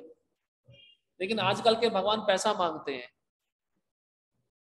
50,000 दो तब हमारे चरणों का दर्शन होगा, और कुछ बातचीत नहीं कर सकते आप भगवान से। आजकल के परम चेतन भगवान ऐसे हैं जो इस कलयुगी जनता को मूर्ख बनाते हैं, क्योंकि वे प्रत्येक जीव के हृदय में वास करते आते हैं, वे जीव विशेष की मानसिक गतिशीलता से परिचित रहते हैं। हमें यही नहीं भूलना चाहिए, यह भी बताया गया कि परमात्मा प्रत्येक जीव के हृदय में ईश्वर या नियंता के रूप में वास कर रहे हैं, और जैसा जीव चाहता है वैसा करने के लिए जीव को निर्देशित करते रहते हैं। अब यहाँ पे समझना बहुत जरूरी है। कई भक्त प्रश्न पूछते हैं, जो टेररिस्ट होते हैं, आतंकवादी होते हैं, भगवान उनके हृदय में भी है, तो भगवान उनको प्रेरणा दे रहे हैं मारने के लिए? भगवान उनको प्रेरणा नहीं दे रहे हैं, उनकी इच्छा है मारने की, तो भगवान उनको वैसा सुविधा दे रहे हैं।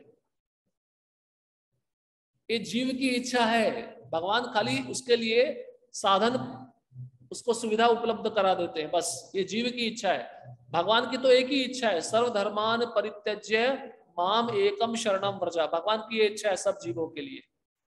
लेकिन जीव इसको भूलकर जब दूसरी इच्छा को निर्माण करता है तो भगवान कहते ठीक है। इसलिए तो कृष्ण कहते हैं ना गीता में, मत्ता स्मृति ज्ञान मपोहनम चा, मैं ही विस्मृति देता हूं, मैं ही स्मृति देता हूं, मैं ही ज्ञान देता हूं। विस्मृति क्यों देते हैं भगवान? भूलने की अवसर को देते, तो वो जीव भूलना चाहता है। भगवान नहीं चाहते कि जीव मेरे को भूले, अगर भगवान चाहते तो फिर आके भगवत गीता का संदेश क्यों देते? ये जीव की इच्छा है भूलने की, तो भगवान कहते ठीक है, आपकी इच्छा है मुझे भूलने की, 84 लाख योनि है, इसमें घूमते रहो।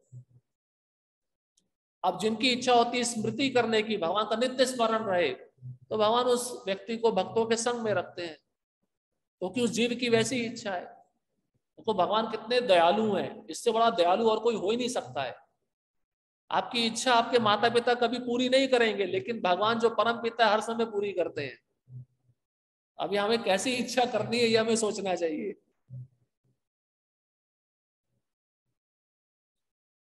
जीव भूल जाता है कि उसे क्या करना है। पहले तो वह किसी एक विधि से कर्म करने का संकल्प करता है, लेकिन फिर वह अपने ही कर्म की क्रियाओं और प्रतिक्रियाओं में उलझ जाता है।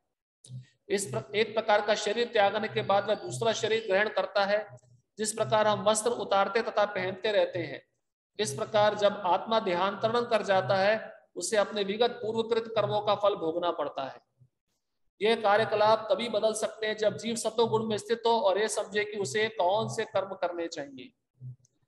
यदि वह ऐसा करता है तो उसके विगत पूर्वकृत कर्मों के सारे फल बदल जाते हैं। फलस्वरूप कर्म शाश्वत नहीं है, इसलिए हमने यह कहा है कि पांचों ईश्वर, जीव, प्रकृति, काल तथा कर्म में से चार शाश्वत और कर्म शाश्वत नहीं है। प्रभुपाद जी कहते हैं हमारे कर्म कैसे बदल रहे हैं, शरीर कैसे बदल रहे हैं, जैसे हम वस्त्र बदलते हैं। और उसके पश्चात इन परिस्थितियों से व्यक्ति बाहर आ सकता है जब वो सतोगुण में रहेगा। और सतोगुण में रहकर क्या करेगा, भक्ति करेगा, फिर उसको अपने कर्मों का फल भोगना नहीं पड़ेगा, उसे 84 लाख योनियों में प्रवेश नहीं करना पड़ेगा। परम चेतन ईश्वर जीव से इस मामले में समान है। भगवान तथा जीव दोनों की चेतनाएं दिव्य हैं। यह चेतना पदार्थ के संयोग से उत्पन्न नहीं होती है। कोई पदार्थ से कोई आत्मा आती है, आत्मा से ही आत्मा आती है ना। ये जीव कहां से आया, भगवान से आया है, कोई पदार्थ से नहीं आया। लेकिन साइंटिस्ट क्या बोलते हैं, ये जीव पदार्थ से आया है। इसलिए तो प्रभुपाद जी ने कहा ठीक है, शरीर में जितने रसायन है मैं आपको दे देता हूं, आप शरीर बना के दिखाओ, मनुष्य शरीर बना के दिखाओ। उस शरीर में चेतना कहां से आ रही है, आत्मा से तो आ रही है। आत्मा दिव्य है लेकिन शरीर जड़ है। ये शरीर पदार्थ है और आत्मा चेतन है। तो जड़ पदार्थ में भी सक्रियता आत्मा से आती है, चेतन से आती है, पदार्थ से नहीं आती। भगवत गीता इस सिद्धांत को स्वीकार नहीं करती कि चेतना विशेष परिस्थितियों में पदार्थ के संयोग से उत्पन्न होती है। यह चेतना भौतिक परिस्थितियों के आवरण के कारण विकृत रूप से प्रतिबिंबित हो सकती है। जिस प्रकार रंगीन कांच से परावर्तित प्रकाश उसी रंग का प्रतीत होता है, परंतु भगवान की चेतना भौतिकता से प्रभावित नहीं होती है। तो प्रभुपाद जी कहते हैं जीव है परा प्रकृति, लेकिन जब इस संसार में आता है, इस माया रूपी भरंगा प्रकृति का संग लेता है, उसकी चेतना दूषित हो जाती है। और दूषित होने के कारण फिर वह अपने स्वरूप को भूल जाता है। फिर वो भोग की दृष्टि से संसार को देखता है ना। तो प्रभुपाद जी उदाहरण दे रहे हैं, जैसा रंग का चश्मा पहनोगे वैसा रंग का जगत आपको दिखेगा। लेकिन भगवान के ऊपर यह लागू नहीं होता है।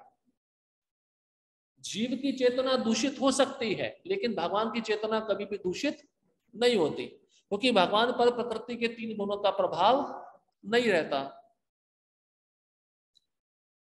भगवान कहते हैं मया दक्षिण प्रकृति, जब वे इस भौतिक जगत में अवतरित होते हैं तो उनकी चेतना पर भौतिक प्रभाव नहीं पड़ता।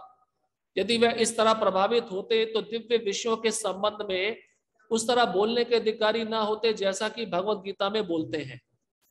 तो प्रभुपाद जी कह रहे हैं अगर भगवान भी भौतिक प्रकृति के 3 गुणों से दूषित हो जाते तो भगवत गीता का ज्ञान अर्जुन को सुना पाते? इसका मतलब वो भौतिक प्रकृति के 3 गुणों का संपर्क वो कभी करते ही नहीं है। इसलिए जो ज्ञान उन्होंने करोड़ों वर्ष पहले सूर्य देव को सुनाया था, उन्होंने यथा रूप में अर्जुन को सुना दिया। हम जो भूल जाते हैं वो भी प्रकृति के 3 गुणों का प्रभाव है हमारे ऊपर। तमोगुण, आलस, निद्रा, इस कारण से जी हम अपनी चेतना को भूले रहते हैं। भौतिक कलमशग्रस्त चेतना से मुक्त हुए बिना कोई दिव्य जगत के विषय में कुछ नहीं कह सकता।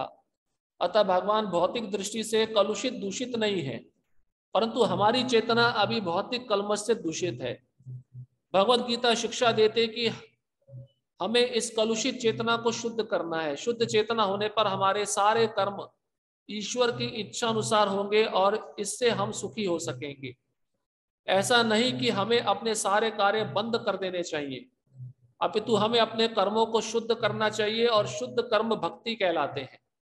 भक्ति में कर्म सामान्य कर्म प्रतीत होते हैं, किंतु वे कलुषित नहीं होते।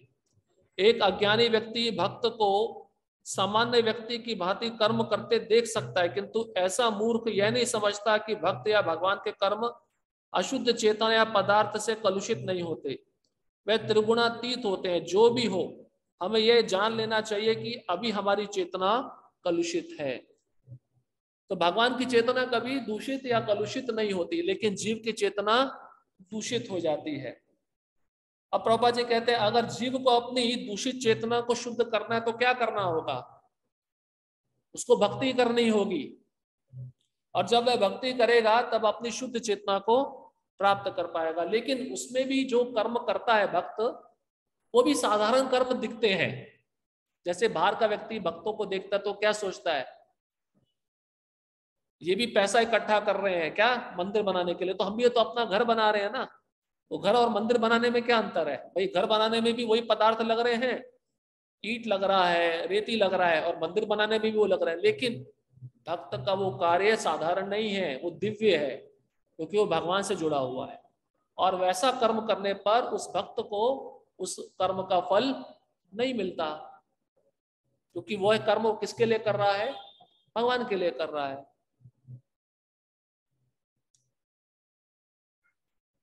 जब हम भौतिक दृष्टि से कलुषित होते हैं तो हम बद्ध कहलाते हैं। मिथ्या चेतना का प्राकट्य इसलिए होता है कि हम अपने आप को प्रकृति का प्रतिफल उत्पाद मान बैठते हैं, यह मिथ्या अहंकार कहलाता है। तो भौतिक चेतना मतलब इस संसार की सभी वस्तुओं पर प्रभुत्व जताना। हम सोचते हैं प्रकृति मेरे भोग के लिए है, ये भौतिक चेतना है जो हमको दूषित बना देती है, और यही मिथ्या अहंकार में परिवर्तित हो जाती है। जो व्यक्ति देहात्म बुद्धि में लीन रहता है वह अपनी स्थिति स्वरूप को नहीं समझ पाता। भगवत गीता का प्रवचन देहात्म बुद्धि से मनुष्य को मुक्त करने के लिए हुआ था, और भगवान से यह सूचना प्राप्त करने के लिए ही अर्जुन ने अपने आप को इस अवस्था में उपस्थित किया था। अब आप समझ रहे हैं, सब ड्रामा चल रहा है। प्रभुपाद लिख रहे हैं ये ज्ञान प्राप्त करने के लिए अर्जुन ने अपने को उस अवस्था में डाला था, और भगवान ने भी ये प्रवचन क्यों दिया भगवत गीता का? हम जैसे जीवों को बद्ध अवस्था से बाहर निकालने के लिए। व्यक्ति को अध्यात्म बुद्धि से मुक्त होना चाहिए। अध्यात्मवादी के लिए प्रारंभिक कर्म कार्य यही है। जो मुक्त होना चाहता है, जो बंधनों से छूटना चाहता है, उसे सर्वप्रथम यह जान लेना होगा कि वह ये शरीर नहीं है। मुक्ति का अर्थ है भौतिक चेतना से स्वतंत्रता। तो मुक्ति का अर्थ क्या है? भौतिक चेतना से स्वतंत्रता मतलब मैं शरीर नहीं हूं, मैं आत्मा हूं। आपने इतना सोच लिया, मुक्त हो गए, लेकिन उसके अनुसार आपको कार्य भी करना होगा। सोचने से कुछ नहीं होगा। आप सोचते रहो मैं खाऊंगा, तो खा लोगे आपके लिए आपको उसके लिए कर्म करना पड़ेगा ना। उसी प्रकार से खाली सोच के नहीं चलेगा, आपको सेवा करनी पड़ेगी, तभी वह मुक्त कहलाएगा।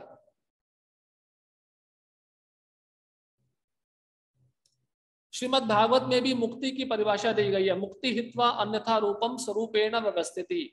मुक्ति का अर्थ है इस भौतिक जगत की कलुषित चेतना से छूटना और शुद्ध चेतना में स्थित होना। भगवत गीता के सारे उपदेशों का मंतव्य इसी शुद्ध चेतना को जागृत करना है। इसलिए हम गीता के अंत में कृष्ण को अर्जुन से यह प्रश्न करते पाते हैं कि वह विशुद्ध चेतना को प्राप्त हुआ या नहीं। शुद्ध चेतना करता है भगवान के आदेशानुसार कर्म करना, मतलब भक्ति। श्रवणम कीर्तनम विष्णु स्मरणम पाद सेवनम अर्चनम वंदनम दास्यम सख्यम आत्म निवेदनम, इसको कहते हैं शुद्ध चेतना में स्थित होना, भगवान के आदेशानुसार कर्म करना। शुद्ध चेतना का यही सार है। भगवान का अंश होने के कारण हम में चेतना पहले से ही रहती है, लेकिन हम में निकृष्ट गुणों द्वारा प्रभावित होने की प्रवृत्ति पाई जाती है। किंतु भगवान परमेश्वर होने के कारण कभी प्रभावित नहीं होते। परमेश्वर तथा शुद्ध जीवों में यही अंतर है। तो इस संसार में हम आते हैं तो हमारी चेतना जल्दी से दूषित हो जाती है ना, रजोगुण तमोगुण के कारण ज्यादा प्रभावित रहती है। इसलिए आप देखो, पिक्चर का गाना हो तुरंत याद हो जाता है एक बार सुनते ही। हाँ, पिक्चर का स्टोरी हो, देखते एक बार में देखते ही वो याद हो जाता है। हमारी बद्ध अवस्था इतनी दूषित है। लेकिन उसको शुद्ध चेतना में परिवर्तन करना हो कितना संघर्ष करना पड़ता है। उसमें भी जब करते करते नींद आती है, भागवतम सुनते सुनते नींद आती है, कितना कष्ट है। रजोगुण और तमोगुण से सत्वगुण में जाना कितना संघर्ष है। लेकिन एक बार आप चले गए, प्रभुपाद जी कहते हैं एक बार आप एयरपोर्ट पे पहुंच गए, विमान पकड़ लोगे, वहीं पे जाना मुश्किल है क्योंकि रास्ते में ट्रैफिक बहुत है, इसलिए जल्दी पहले निकलना पड़ेगा। तो सत्वगुण है एयरपोर्ट, और विशुद्ध सत्व है विमान में बैठकर गोलोक जाना। रजोगुण तमोगुण है ट्रैफिक में फंस जाना, बड़ा मुश्किल होता है। इसलिए प्रभुपाद जी कह रहे हैं कि भगवान की चेतना कभी भी निम्न गुणों से प्रभावित नहीं होती, जीव की चेतना हमेशा प्रभावित रहती है। आप देख लो, कोई गलत चीज होगी तो हमारी दृष्टि सबसे पहले जाएगी। एक और उदाहरण है, दूसरों में अवगुण सबसे पहले दिखेंगे, लेकिन गुण भी होगा वो नहीं दिखेगा। तो इसका कारण क्या है कि जीव की चेतना रजोगुण तमोगुण से बहुत ज्यादा प्रभावित है, इसलिए उसको दोष दिखते हैं, गुण एक भी नहीं दिखता। लेकिन भगवान देखो विशुद्ध सत्व में रहते हैं, हमेशा दूसरों में गुण देखते हैं। भृगु ने लात मारी छाती पर, भगवान ने कहा आपका पांव बहुत कोमल है, मेरा वक्षस्थल बहुत कठोर है। भगवान का गुण देखो, उनको कोई मारने आया उसमें भी वो गुण देख रहे हैं। उतना मारने के लिए आई, उसको मां का गति दे दिया। इसलिए भगवान कभी दूषित नहीं होते रजोगुण तमोगुण से। ये जीव और भगवान में अंतर है। ये चेतना क्या है? ये चेतना है मैं हूं। तो फिर मैं क्या हूं? कलुषित चेतना में मैं हूं का अर्थ है कि मैं सर्वे सर्वा हूं, मैं भोक्ता हूं। कलुषित मतलब दूषित चेतना क्या हमको दिखाती है? आई एम द बॉस, मैं बॉस हूं, मैं सर्वे सर्वा हूं। ये संसार चलायमान है क्योंकि प्रत्येक जीव यही सोचता है कि वही इस भौतिक जगत का स्वामी तथा सृष्टा है। अब सोचता क्या है, उसके लिए प्रयत्न भी कर रहा है। प्रतिस्पर्धा में क्या होता है, सबसे ऊपर कौन जाएगा, सबसे श्रेष्ठ कौन है। ये क्या दर्शाता है कि जीव भगवान बनना चाहता है, मैं ही कृष्ण हूं। ये कलुषित चेतना का लक्षण है। भौतिक चेतना के दो मनोमय विभाग है। एक के अनुसार मैं ही सृष्टा हूं, दूसरे के अनुसार मैं ही भोगता हूं। देखिए इसको समझिए, ये दोनों में अंतर है। मैं ही सृष्टा हूं मतलब मैं ही स्वामी हूं, और मैं ही भोगता हूं मतलब सारी वस्तुएं मेरे भोग के लिए हैं। लेकिन वास्तव में परमेश्वर सृष्टा तथा भोक्ता दोनों हैं, और परमेश्वर का अंश होने के कारण जीव ना तो सृष्टा है ना ही भोक्ता, वह मात्र सहयोगी है। जीव कॉपरेट कर सकता है और भगवान का उच्चिष्ट ग्रहण कर सकता है, उपभोक्ता बन सकता है, लेकिन भोक्ता नहीं बन सकता। भोक्ता तो केवल कृष्ण है। ये वह सृजित तथा भुक्त है। उदाहरणार्थ मशीन का कोई एक पुर्जा संपूर्ण मशीन के साथ सहयोग करता है। इसी प्रकार शरीर का कोई एक अंग पूरे शरीर के साथ सहयोग करता है। हाथ पांव आंखें आदि शरीर के अंग है, लेकिन यह वास्तविक भोक्ता नहीं है। भोक्ता तो उदर पेट है। पांव चलते हैं, हाथ भोजन देते हैं, दांत चबाते हैं, और शरीर के सारे अंग उदर को तुष्ट करने में लगे रहते हैं, क्योंकि उदर ही प्रधान कारक है जो शरीर रूपी संगठन का पोषण करता है। अतः सारी वस्तुएं उदर को दी जाती है। जिस प्रकार जड़ को सींचकर वृक्ष का पोषण किया जाता है, उसी तरह उदर का भरण करके शरीर का पोषण किया जाता है। क्योंकि यदि शरीर को स्वस्थ रखना है तो शरीर के सारे अंगों को उदर पूर्ति में सहयोग देना होगा। तो जीव क्या है? भगवान के सृष्टि में सहयोगी है। तो प्रभुपाद जी उदाहरण बता रहे हैं मशीन का पुर्जा। जैसे एक छोटा सा पुर्जा होता है, वो मशीन को चलाने में सहयोग देता है। प्रभुपाद जी फिर आगे एक उदाहरण बताते हैं, शरीर के अंग, वो भोक्ता नहीं है, उदर भोक्ता है। अलग अलग अंग अपना अलग अलग कार्य कर रहे हैं, लेकिन उनका प्रथम कार्य क्या है? उदर में भोजन पहुंचाना, जिससे पूरे शरीर को शक्ति प्राप्त हो। और तीसरा उदाहरण है वृक्ष का जड़। जड़ में पानी डालने से वृक्ष के सारे जगह पे पानी चला जाता है। इसी प्रकार परमेश्वर ही भोक्ता तथा सृष्टा है और हम उनके अधीनस्थ जीवात्मा उन्हें प्रसन्न रखने के निमित्त सहयोग करने के लिए है। इस सहयोग में हमें लाभ पहुंचता है, ठीक वैसे ही जैसे उदर द्वारा ग्रहित भोजन के से शरीर के सारे अंगों को लाभ पहुंचता है। यदि हाथ की उंगलियां यह सोचे कि वह उदर को भोजन न देकर स्वयं ग्रहण कर ले, उन्हें निराश होना पड़ेगा। अब जीव भगवान का अंश है तो उसका कार्य है भगवान को प्रसन्न करना। अब भगवान को प्रसन्न करेगा तो स्वयं भी प्रसन्न हो जाएगा। उंगलियां सोचे कि मैं उधर को भोजन नहीं दूंगी, मैं स्वयं भोजन खाऊंगी, तो संभव है क्या? अब उधर को भोजन गया तो उंगलियों में भी ताकत आ जाती है, प्रसन्न हो गई उंगलियां। उसी प्रकार से हम जीव हैं, हम कृष्ण के संग में आके ही प्रसन्न हो सकते हैं। सृजन तथा भोग के केंद्र बिंदु परमेश्वर हैं और सारे जीव उनके सहयोगी हैं। सहयोग के द्वारा वह भोग करते हैं। यह संबंध स्वामी तथा दास जैसा है। यदि स्वामी पूर्णतया तुष्ट रहता है तो दास भी तुष्ट रहता है। इसी प्रकार परमेश्वर को तुष्ट रखना चाहिए। यद्यपि जीवों में भी सृष्टा बनने तथा भौतिक जगत का भोग करने की प्रवृत्ति होती है, क्योंकि इस दृश्य जगत के सृष्टा परमेश्वर में ये प्रवृत्तियां हैं। भगवान के अंदर ये प्रवृत्ति पाई जाती है, हमारे अंदर भी है भोक्ता बनने की। लेकिन हमारा स्थिति कैसा है? भगवान को सहयोग देने का, उनको कोऑपरेट करने का। अतः भगवत गीता में हम पाएंगे कि परम पूर्ण में परम नियंता, नियंत्रित जीव, दृश्य जगत, शाश्वत काल तथा कर्म सन्निहित है और इन सब की व्याख्या इसके मूल पाठ में की गई है। ये सब मिलकर परम पूर्ण का निर्माण करते हैं और यही परम पूर्ण परम सत्य कहलाता है। यही परम पूर्ण तथा परम सत्य पूर्ण पुरुषोत्तम भगवान श्री कृष्ण है। सारी अभिव्यक्तियां उनकी विभिन्न शक्तियों के फलस्वरूप है, वही परम पूर्ण है। भगवत गीता में यह भी बताया गया है कि निर्विशेष ब्रह्म भी पूर्ण परम पुरुष के अधीन है। ब्रह्मणो ही प्रतिष्ठा हम। ब्रह्म सूत्र में ब्रह्म की विशद व्याख्या सूर्य की किरणों के रूप में की गई है। निर्विशेष ब्रह्म भगवान का प्रभामय किरण समूह है। निर्विशेष ब्रह्म पूर्ण ब्रह्म की अपूर्ण अनुभूति है और इसी तरह परमात्मा की धारणा भी है। 15वें अध्याय में यह देखेंगे कि भगवान पुरुषोत्तम इन दोनों निर्विशेष ब्रह्म तथा परमात्मा की आंशिक अनुभूति से बढ़कर है।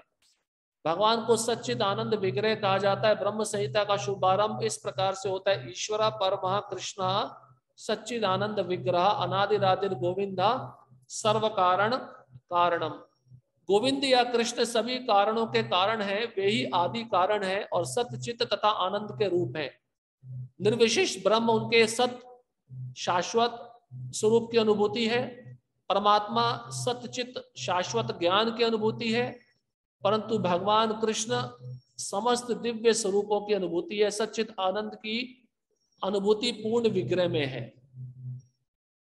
तो ईशोपनिषद में हमने श्रवण किया था, भगवान को जानने की 3 विधि है: ब्रह्म, परमात्मा और भगवान। तो ब्रह्म क्या है? भगवान के शरीर से जो तेज प्रकट होता है उसको ब्रह्म कहते हैं। जैसे सूर्य से जो किरणें आ रही हैं, सूर्य का वो किरणें क्या है? ब्रह्म है। फिर परमात्मा आता है। परमात्मा मतलब परमात्मा जो सबके हृदय में उपस्थित है, उनका रूप है, लेकिन ब्रह्म का रूप नहीं होता। तो सूर्य की किरण ब्रह्म हो गई और सूर्य का जो गोला है वो परमात्मा हो गया। और भगवान कौन है? कृष्ण है। अब सूर्य के उल्लेख में देखेंगे तो भगवान कौन है? विवस्वान सूर्य देव है, जिनका रूप है। उनमें सब आया था, उनसे परमात्मा भी आता है और ब्रह्म भी आता है, किरणें भी आती हैं। तो कृष्ण कहते हैं ये जो ब्रह्म और परमात्मा ये मेरा आंशिक स्वरूप है। तो ज्ञानी लोग ब्रह्म को जानते हैं, योगी लोग परमात्मा को जानते हैं और भक्तगण तीनों को जानते हैं। ब्रह्म को भी जानते हैं, परमात्मा को भी जानते हैं, भगवान को भी जानते हैं। और ब्रह्म से सत्य की अनुभूति होती है। सत्य मतलब शाश्वत। परमात्मा से ब्रह्म की भी अनुभूति होती है, परमात्मा की भी होती है, सत्य और चित्त। सत मतलब शाश्वत, चित मतलब ज्ञान। और भगवान से तीनों की अनुभूति होती है, ब्रह्म की भी, परमात्मा की भी, भगवान की भी, सत की भी, चित्त की भी, आनंद की भी। अल्पज्ञानी लोग परम सत्य को निर्विशेष मानते, लेकिन वे है दिव्य पुरुष, और इसकी पुष्टि समस्त वैदिक ग्रंथों में हुई है। नित्यो नित्यानाम चेतनश्चेतना नाम, कठोपनिषद 2.2.13। जिस प्रकार हम सभी जीव हैं और हम सबकी अपनी अपनी व्यष्टि सत्ता है, व्यष्टि मतलब इंडिविजुअल, इंडिविजुअल मतलब एक अकेला, उसी प्रकार परम सत्य भी अंततः एक व्यक्ति है, और भगवान की अनुभूति उनके पूर्ण स्वरूप में समस्त दिव्य लक्षणों की ही अनुभूति है। यह पूर्णतः रूप विहीन निराकार नहीं है। यदि वह निराकार है या किसी अन्य वस्तु से घटकर है, तो वह सर्वथा पूर्ण नहीं हो सकता। जो सर्वथा पूर्ण है उसे हमारे लिए अनुभव गम्य तथा अनुभवातीत हर वस्तुओं से युक्त होना चाहिए, अतः वह पूर्ण नहीं हो सकता। तो भगवान के अंदर सारे गुण है, सच्चिद आनंद। तो ज्ञानी लोग जो होते हैं भगवान को निराकार मानते हैं, लेकिन भगवान निराकार नहीं है, भगवान पूर्ण है। उनसे कितनी भी सृष्टियां निकलती हैं सब, तब भी वह पूर्ण बने रहते हैं। पूर्ण भगवान में अपार शक्ति है। परास्य शक्ति विविधैव श्रूयते। कृष्ण किस प्रकार अपनी विभिन्न शक्तियों द्वारा कार्यशील है, इसकी भी व्याख्या भगवत गीता में हुई है। यह दृश्य जगत या भौतिक जगत जिसमें हम रह रहे हैं, यह भी स्वयं में पूर्ण है। कैसे पूर्ण है? आपकी आवश्यकताओं की पूर्ति कर रहा है या नहीं कर रहा है? जेल में जाते हो तो खाने को मिलता नहीं मिलता है, पहनने को मिलता नहीं मिलता है, काम करने को मिलता नहीं मिलता है, तो जेल भी पूर्ण है। उसी तरह भगवान कहते हैं जगत भी पूर्ण है, क्योंकि प्रकृति सब सुविधा जीवों को प्रदान कर रही है, इसलिए पूर्ण है। क्योंकि जिन 24 तत्वों से यह नश्वर ब्रह्मांड निर्मित है, वे सांख्य दर्शन के अनुसार इस ब्रह्मांड के पालन तथा धारण के लिए अपेक्षित संसाधनों से पूर्णतया समन्वित है। इसमें ना तो कोई विजातीय तत्व है, ना ही किसी की आवश्यकता है। इस सृष्टि का अपना निजी नियत काल है, जिसका निर्धारण परमेश्वर की शक्ति द्वारा हुआ है, और जब यह काल पूर्ण हो जाता है तो उस पूर्ण की पूर्ण व्यवस्था से इस क्षणभंगुर सृष्टि का विनाश हो जाता है। शूद्र जीवों के लिए यह सुविधा प्राप्त है कि पूर्ण की अनुभूति करें। सभी प्रकार की अपूर्णताओं का अनुभव पूर्ण विषय ज्ञान की अपूर्णता के कारण है। इस प्रकार भगवत गीता में वैदिक विद्या का पूर्ण ज्ञान पाया जाता है। पूर्ण मतलब भगवान। अब व्यक्ति भगवान को पूर्ण ना समझे तो वह क्या कहलाता है? अपूर्ण कहलाता है। तो भगवान 24 तत्वों के द्वारा ये ब्रह्मांड बनाए हैं, और उन 24 तत्वों के द्वारा जीव की सारी इच्छाएं इस ब्रह्मांड में पूरी हो रही है, इसलिए इस ब्रह्मांड को भी पूर्ण कहा जाता है।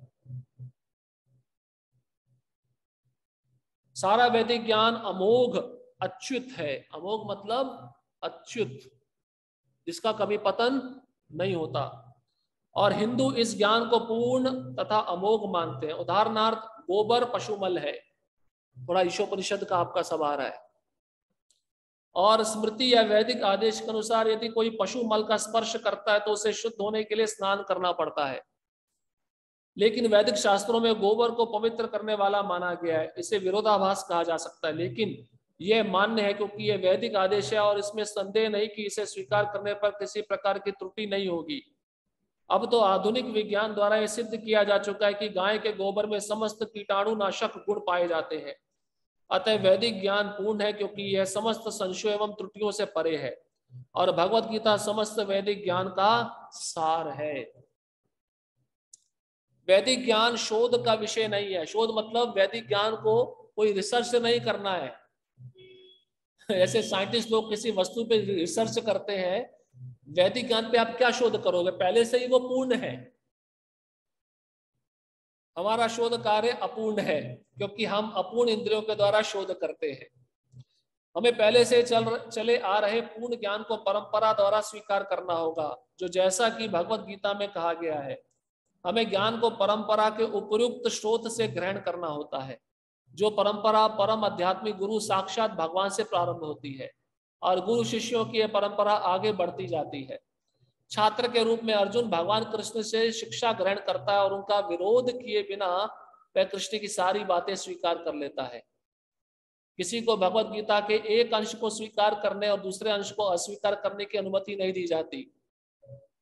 हमें भगवत गीता को बिना किसी प्रकार की टीका टिप्पणी, बिना घटाए बढ़ाए तथा विषय वस्तु में बिना किसी मनोकल्पना के स्वीकार करना चाहिए। गीता को वैदिक ज्ञान की सर्वाधिक पूर्ण प्रस्तुति समझना चाहिए। वैदिक ज्ञान दिव्य स्रोतों से प्राप्त होता है और स्वयं भगवान ने पहला प्रवचन किया था। भगवान द्वारा कहे गए शब्द अपौरुषेय कहलाते हैं। अपौरुषेय मतलब जो 4 दोषों से मुक्त है। ईशोपनिषद का परीक्षा दिया था, उसमें प्रश्न आया था, सब पिछला भूल गए हो। अपौरुषेय मतलब जो 4 दोषों से मुक्त है, जिसका अर्थ है वे 4 दोषों से युक्त संसारी व्यक्ति द्वारा कहे गए शब्दों से भिन्न होते हैं। संसारी पुरुष के दोष है, पहला वह त्रुटियां अवश्य करता है, दूसरा वह अनिवार्य रूप से मोहग्रस्त होता है, तीसरा उसमें अन्यों को धोखा देने की प्रवृत्ति होती है, तथा चौथा वह अपूर्ण इंद्रियों के कारण सीमित होता है। इन 4 दोषों के कारण मनुष्य सर्वव्यापी ज्ञान विषयक पूर्ण सूचना नहीं दे पाता। इस पे मैं कुछ कहूंगा नहीं, क्योंकि पहले ही बहुत कुछ बताया जा चुका है। ऐसे दोषपूर्ण व्यक्तियों द्वारा वैदिक ज्ञान प्रदान नहीं किया जाता। इसे पहले पहल प्रथम सृष्ट जीव ब्रह्मा ने हृदय में प्रदान किया गया। फिर ब्रह्मा ने इस ज्ञान को अपने पुत्रों तथा शिष्यों को उसी रूप में प्रदान किया जिस रूप में उन्हें भगवान से प्राप्त हुआ था। भगवान पूर्ण है और उनका प्रकृति के नियमों के वशीभूत होने का प्रश्न ही नहीं उठता। अतः मनुष्य में इतना समझने की बुद्धि तो होनी ही चाहिए कि भगवान इस ब्रह्मांड की सारी वस्तुओं के एकमात्र स्वामी है। वे ही आदि सृष्टा तथा ब्रह्मा के भी सृजन करता है। 11वें अध्याय में भगवान को प्रपितामह के रूप में संबोधित किया गया है, क्योंकि ब्रह्मा को पितामह कहकर संबोधित किया गया और वे तो इन पितामह के भी सृष्टा है। अतः किसी को अपने आप को किसी भी वस्तु का स्वामी होने का दावा नहीं करना चाहिए। उसे केवल उन्हीं वस्तुओं को स्वीकार करना चाहिए जिन्हें उसके पोषण के लिए भगवान ने हिस्से में दी है। ईशावास्यम इदम सर्वम यद किंचित जगत्याम जगत। श्लोक यही बता रहा है कि आपके हिस्से में जो चीज दी गई है उसी को स्वीकार करो। और भगवान कौन है? स्वामी है, वही सभी वस्तुओं के परम भोक्ता है। और ये ज्ञान हमको परंपरा से प्राप्त हो सकता है, क्योंकि परंपरा में जो आचार्य हैं उनमें 4 दोष नहीं पाए जाते।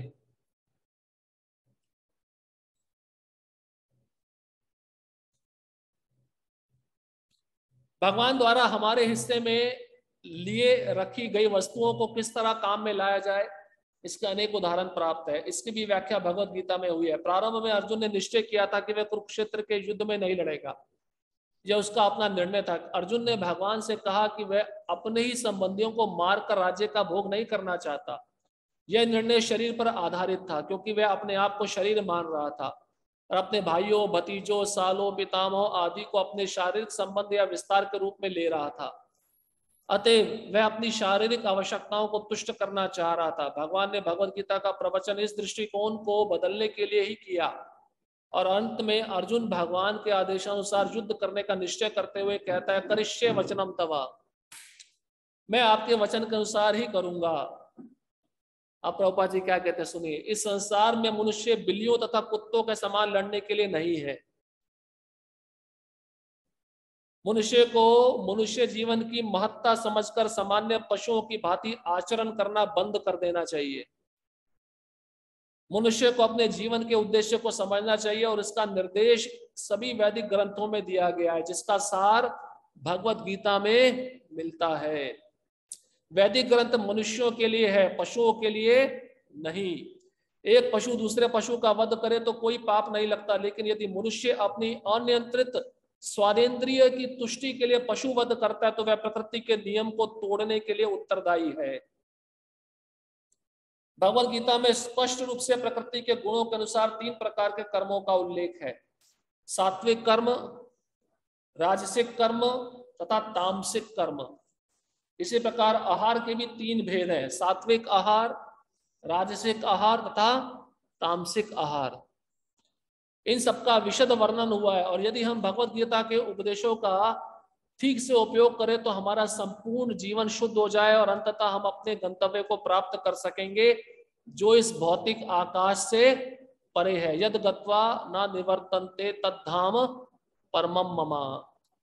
अब प्रभुपाद जी स्पष्ट कहते हैं कि अर्जुन भी मोह में डाल दिया गया था जब उसने भगवत गीता सुना, और क्या निष्कर्ष पर पहुंचा कि कृष्ण आप जैसा कहेंगे मैं वैसा ही करूंगा।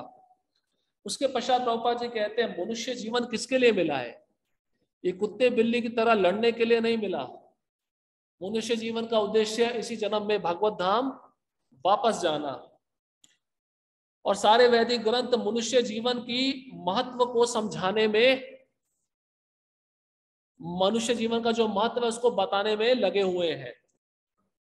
तो प्रभुपाद जी कहते हैं मान लीजिए एक पशु दूसरे पशु का वध करे तो उसको पाप लगेगा?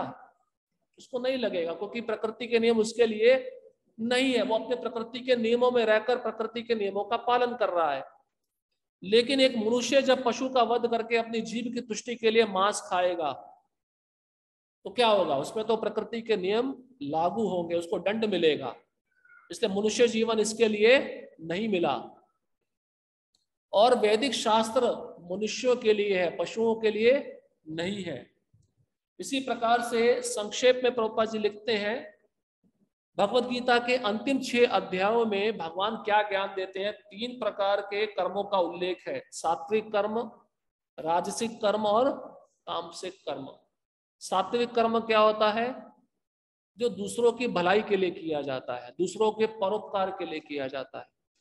राजसिक कर्म क्या होता है? अपनी प्रसिद्धि के लिए किया गया कर्म, मेरा नाम हो, मेरा यश हो। और तामसिक कर्म दूसरों को कष्ट देने के लिए, दूसरे का अहित करने के लिए, इसको तामसिक कर्म कहते हैं। और फिर भगवान कहते हैं 3 प्रकार का आहार भी है। सात्विक आहार जो आयु को बढ़ाता है, किसी प्रकार का रोग नहीं आने देता, शरीर में स्वस्थता प्रदान करता है। और फिर राजसिक आहार जो बहुत तीखा खट्टा होता है, उसको खाने से शरीर में जलन होगा और कुछ रोग आएंगे जिससे आयु भी घट सकती है। और तामसिक आहार जो बासी होता है, जो दुर्गंध युक्त होता है, इन सब के विषय में भगवान गीता में बताए हैं। और मनुष्य जब इसके अनुसार आचरण करता है, समझ लेता है कि सात्विक आहार क्या है, राजसिक क्या है, तामसिक क्या है, सात्विक आहार ग्रहण करता है तो मनुष्य योनि में गिना जाता है। राजसिक आहार करेगा तो राक्षस योनि में जाएगा, और तामसिक आहार ग्रहण करेगा तो पशु योनि में जाएगा। तो हमारी हर एक क्रिया 3 गुणों पे आधारित है। हम कुछ भी कर्म कर रहे हैं उसका आधार क्या है? 3 गुण है। तो इसलिए सत्व गुण में रहना बहुत जरूरी है। सत्व गुण में हम शास्त्र के ज्ञान को अच्छे से समझ सकते हैं। इसलिए प्रभुपाद जी ने भूमिका लिखी है। भगवत गीता को समझने के लिए बहुत जरूरी है इसको समझना। ये संक्षेप में आपको बता देता है कि भगवत गीता में क्या क्या कृष्ण अर्जुन को बताए हैं। अब आगे के सत्र में भगवान अपने धाम का वर्णन करेंगे, जिसको हम कल श्रवण करेंगे। भगवान बताएंगे कि एक सनातन दिव्य प्रकृति है जहां पर जाने पर जीव कभी भी संसार में वापस नहीं आता। वहां पे ना सूर्य है, ना चंद्र है, ना अग्नि है। वहां पे किसी प्रकार का कोई द्रव्य नहीं है, कोई तत्व नहीं है। वो मेरा स्वयं प्रकाशित धाम है। तो भगवान के धाम का वर्णन हम कल श्रवण करेंगे। ठीक है। हरे कृष्णा कृष्णा कृष्णा हरे हरे, हरे राम राम राम हरे हरे।